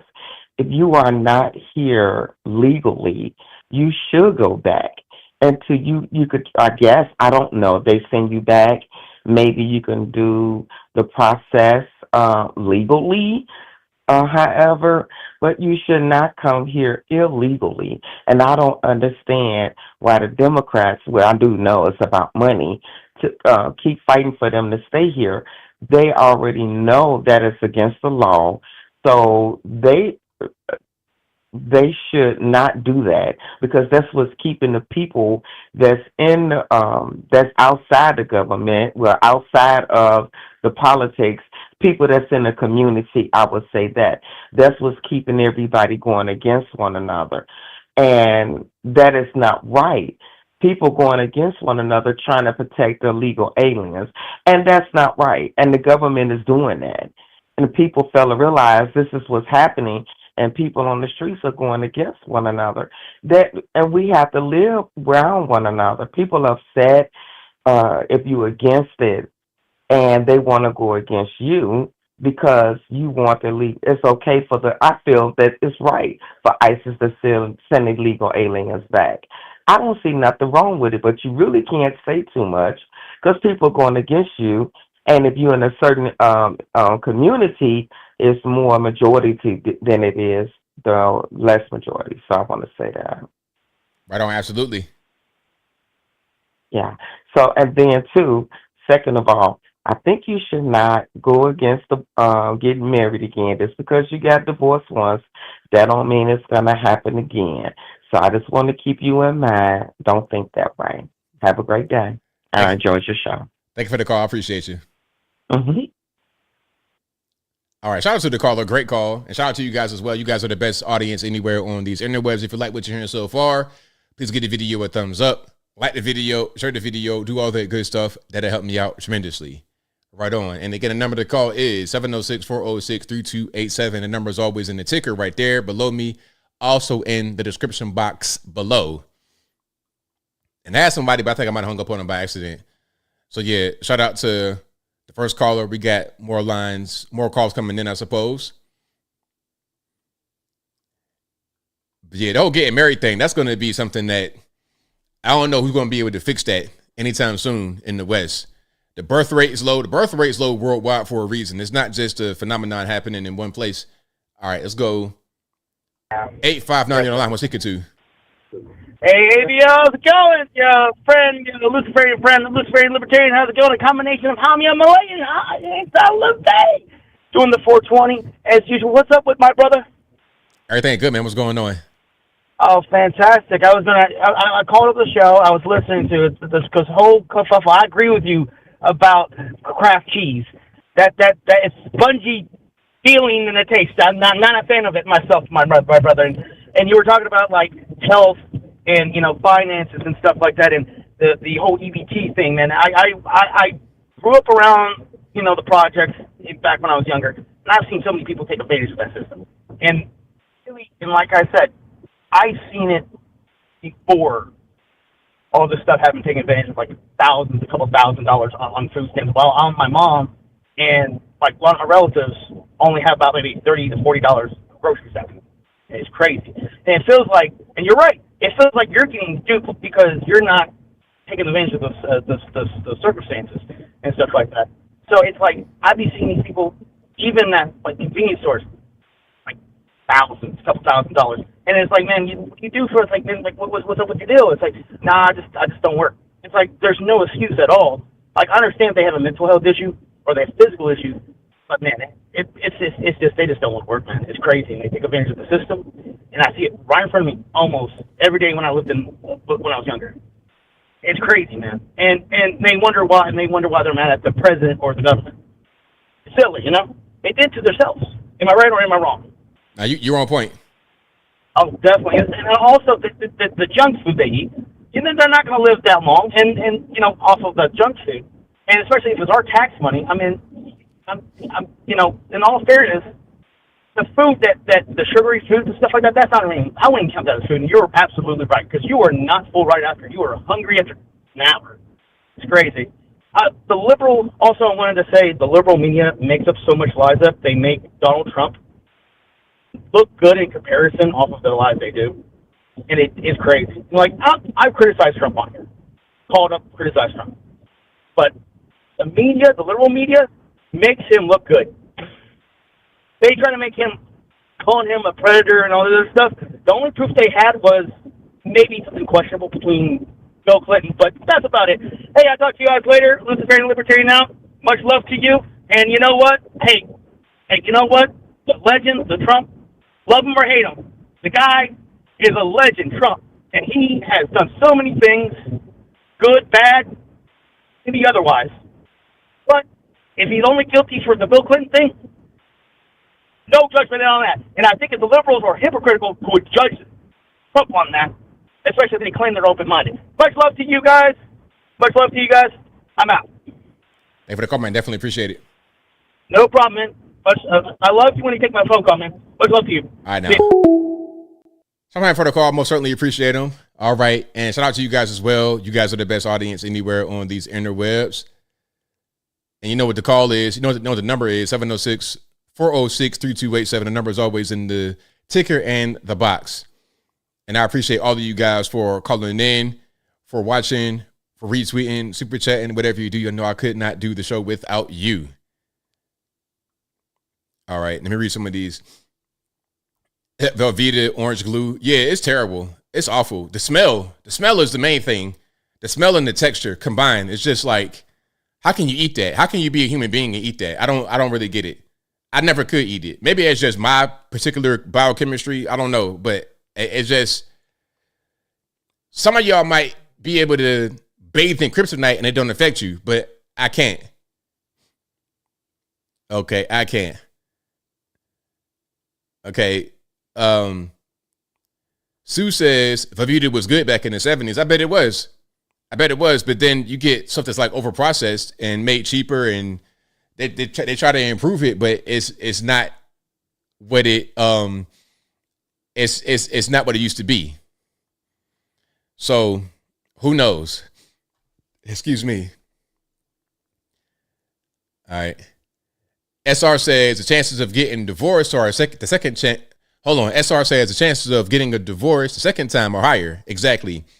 Each time you get married after you fail, like, okay, your first marriage, you fail, you do it again, it's a higher chance. And the third time, like each time you do it, it gets higher and higher, the chances of divorce happening. And maybe that's just God trying to tell you you're making the wrong decision here. Don't keep doing this no more. Just relax. Did I ever eat it as a kid? I tried, but I couldn't. I tried. But the smell, the main thing is the smell. Like that was always a deterrent. And it's just like eating American cheese. It's the same thing, same kind of product. I try to like eat like a cheeseburger with American cheese on it. Take like 2 bites. I'm throwing it back the other direction. So yeah, I've attempted, but the biggest barrier was the smell and the texture.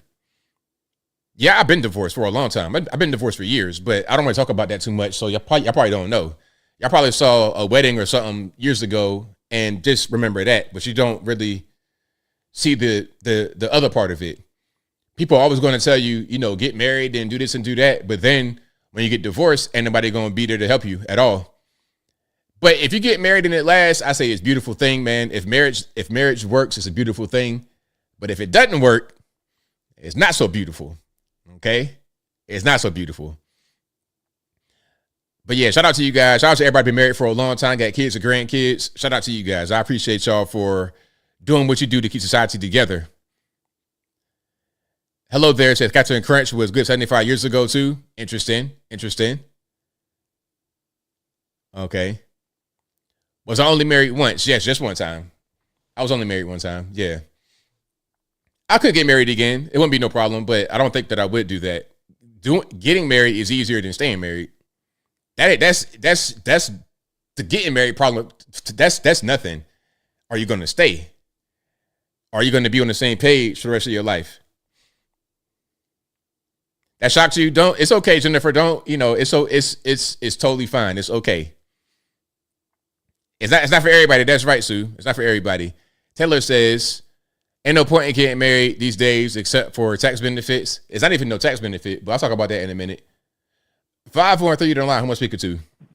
Hi, my name's Shelly. I'm calling out of Ohio. All righty, what's going on? Well, I want to talk about the restaurant thing that you were talking about earlier. Yes. My mom has worked for Darden, which is Olive Garden, Red Lobster. I can't remember everything else right now. She's been there for 37 years. She makes really good money, gets really good benefits, and has stocks.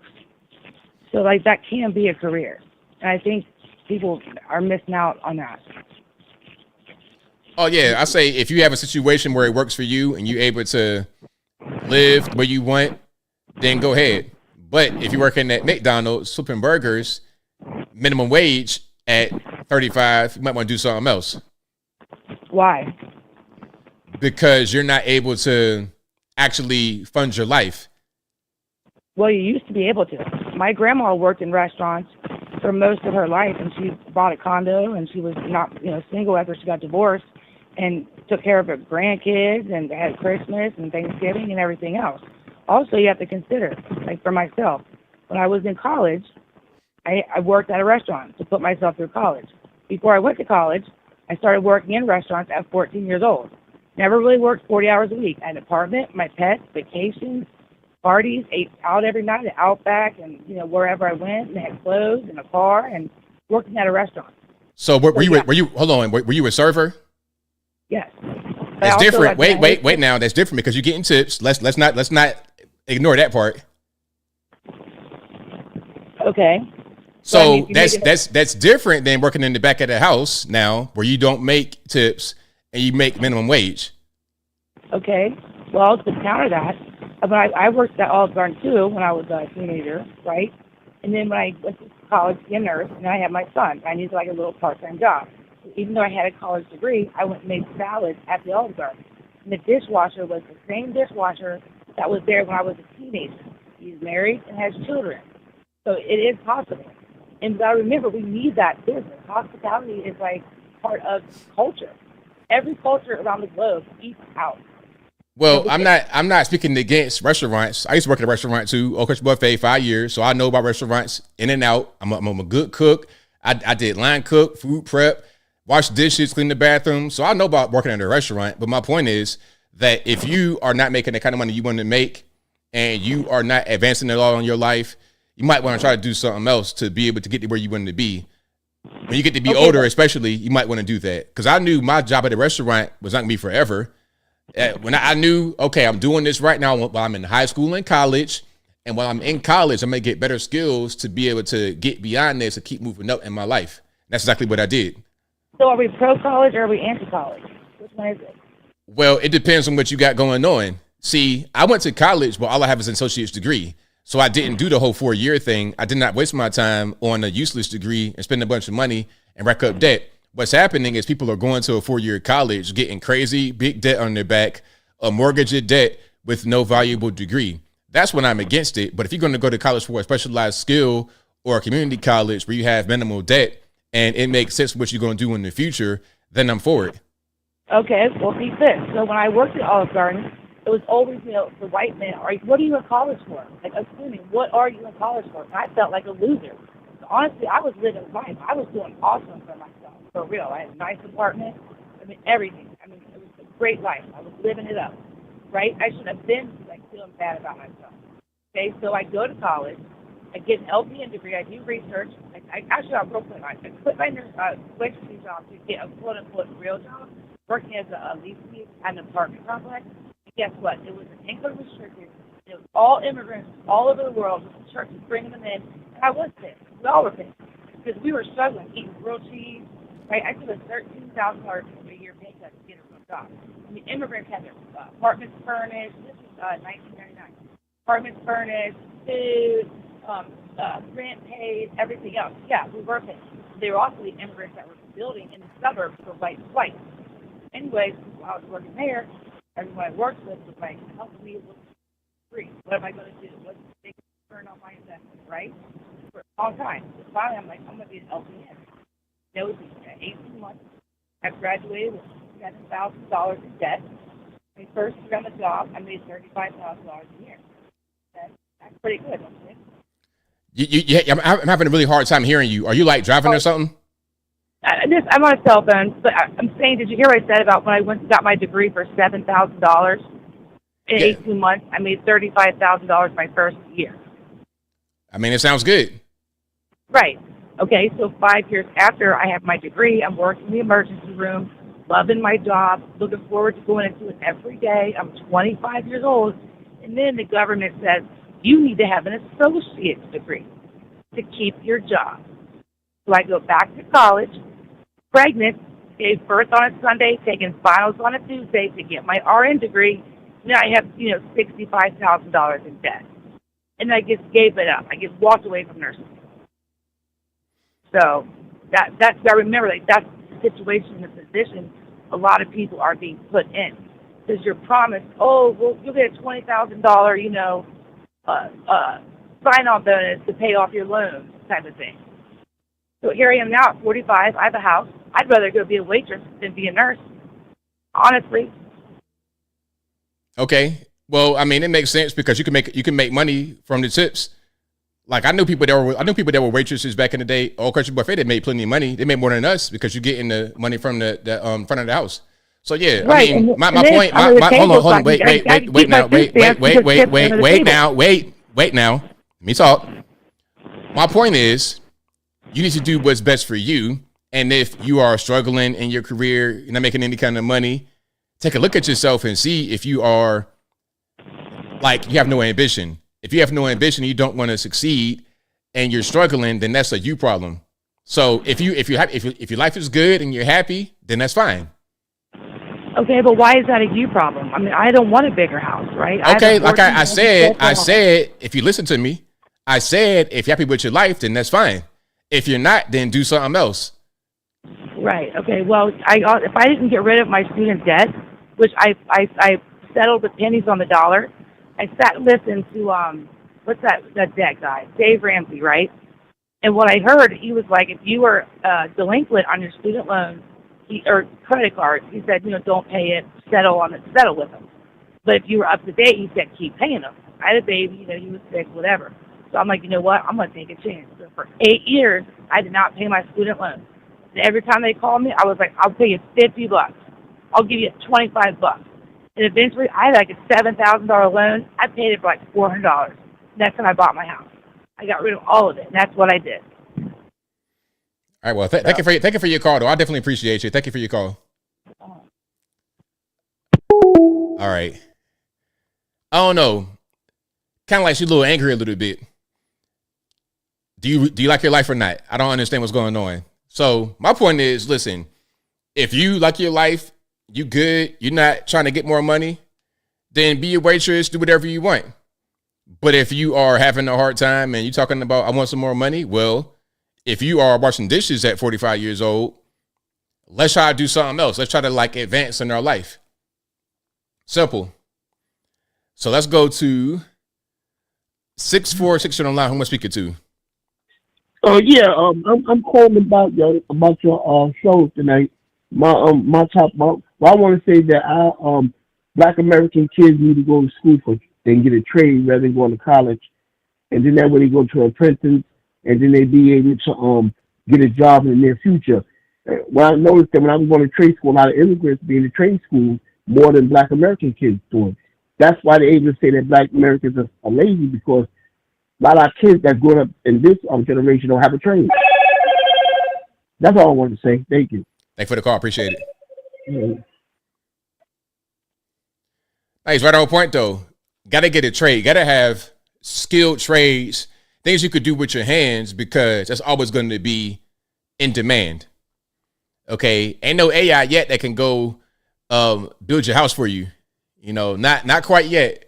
Oh, 3D printed houses. You still got to have a crew out there. You still got to have crews to do things. You still got to have human beings to do actual labor. What Elon say, if you're moving atoms, physically doing things, that's going to be an in-demand career. For sure. So yeah, if you're a waitress or a nurse, I'm reading the comments. If you're a waitress or a nurse, I mean, waitresses, they can make money. Yeah, I know plenty girls that servers and nurses that make money. Yeah, that ain't And nurses, I know a lot of nurses. I got cousins and that's nurses. They do really well for themselves. Shout out to the nurses. Shout out to the RNs, the CNAs, the LPNs, everybody. Whether you work at a hospital, work in a nursing home, you got a patient at the house, whatever it is. I know guys that do medical transport, all of that. Like, I've been around for a long time. I know all these careers. I know what all of them make. I know what all of them do. 510, you're the line. Who am I speaking to? Hello, 510. Oh, I'm sorry. Hold on. Hi, yes, this is Nicole. I just wanted to say, to me, what's really scary is how, if the Republicans don't win the next election or two, that the Democrats will probably open up or remove the walls, all of them or most of them, and we'll have a flood again with millions and millions and millions just walking in. It's just like, as crazy as this country is right now with all this crazy protesting, that's not even logical. Back in the 60s, everybody was protesting pretty much with suits on and high heels and hats and coats, and it was so civil. It's just scary to me that possibly this will all, turn back to 2022, 2021, et cetera, during the Biden era, and there will be swarmed with all these undocumented illegal people again, and then forget about working at a restaurant or anywhere. We're going to be having like some straight problems as far as probably like internal wars. We're talking about where people are working now, et cetera. We might not even have the house we live in, and we'll be it's all the drugs we can't even control. We can't control the people that are here that he let in the Biden administration. And even before then, we had undocumented people. But it just seems a little, we're not going to be settled until we get. I'm not saying the people. I know at least 50, 60 undocumented people. I'm almost 60 that live here. They're good people, but they all get welfare. They all own properties. They own fourplexes and triplexes, and they don't have socials, and they get tax ID numbers, and banks. Wells Fargo, et cetera, give them loans, and the Americans are just struggling, and we can't go to anybody else's country and be on the come up at any time. No country in this world helps the American citizens, I don't think. I just haven't heard of it. Yeah, that's pretty much all I was just going to say. It's just a lot there, but it just seems that we don't win the next two elections, we're going to have, to me, more trouble than probably a lot of the countries, in the world. I agree with you 100%. As far as the Republicans don't win. Right on. Yeah. Thank you for the call, though. I definitely appreciate it.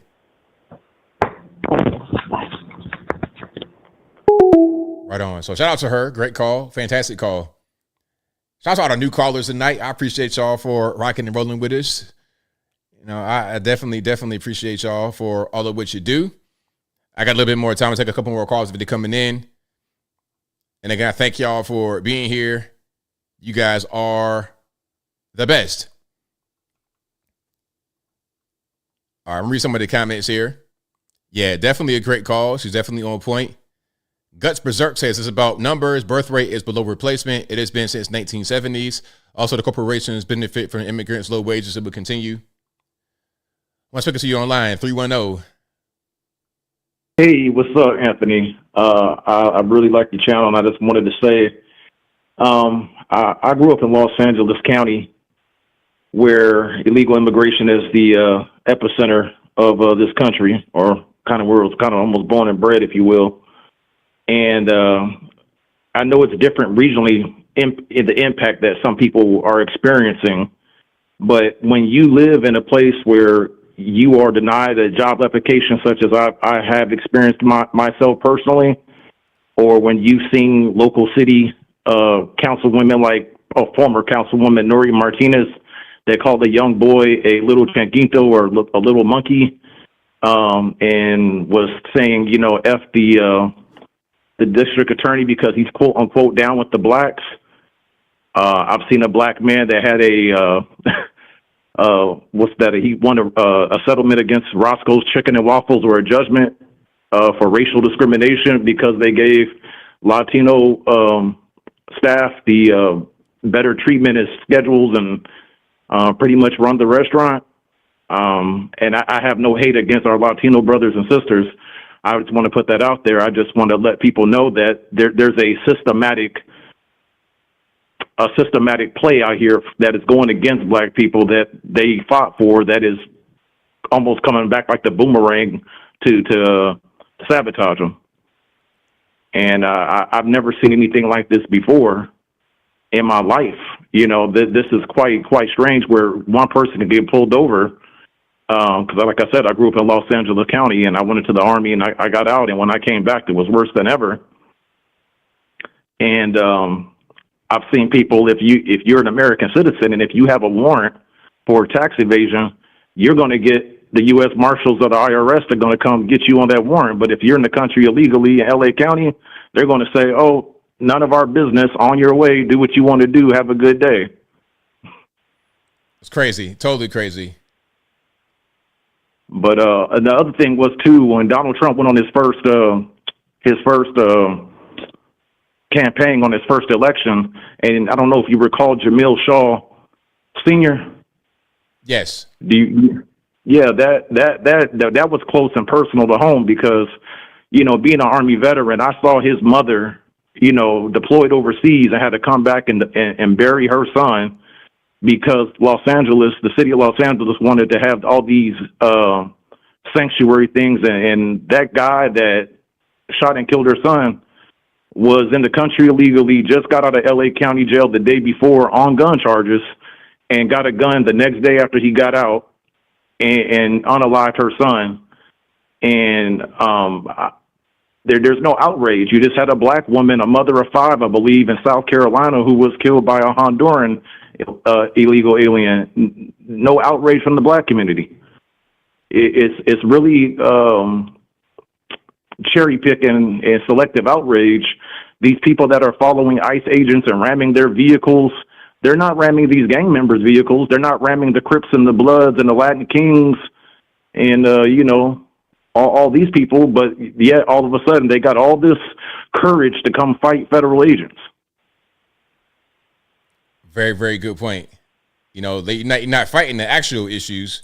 You want to go against the federal agents because they are stopping your agenda, stopping what you want to do, stopping the illegal activity going on. It's crazy. You support the illegal activity because you don't want to fight the gangs, but you want to fight the guys that are trying to fight the gangs. Exactly. And I, like I said, I think it was about maybe 7-8 years ago, and anyone listen to this can Google it, look it up. There in Los Angeles, the federal attorney general had prosecuted local gang members out there for ethnic cleansing charges. These are the charges that when they find Nazi Germany guards or people from World War II living in America, this is what they charged them with, ethnic cleansing.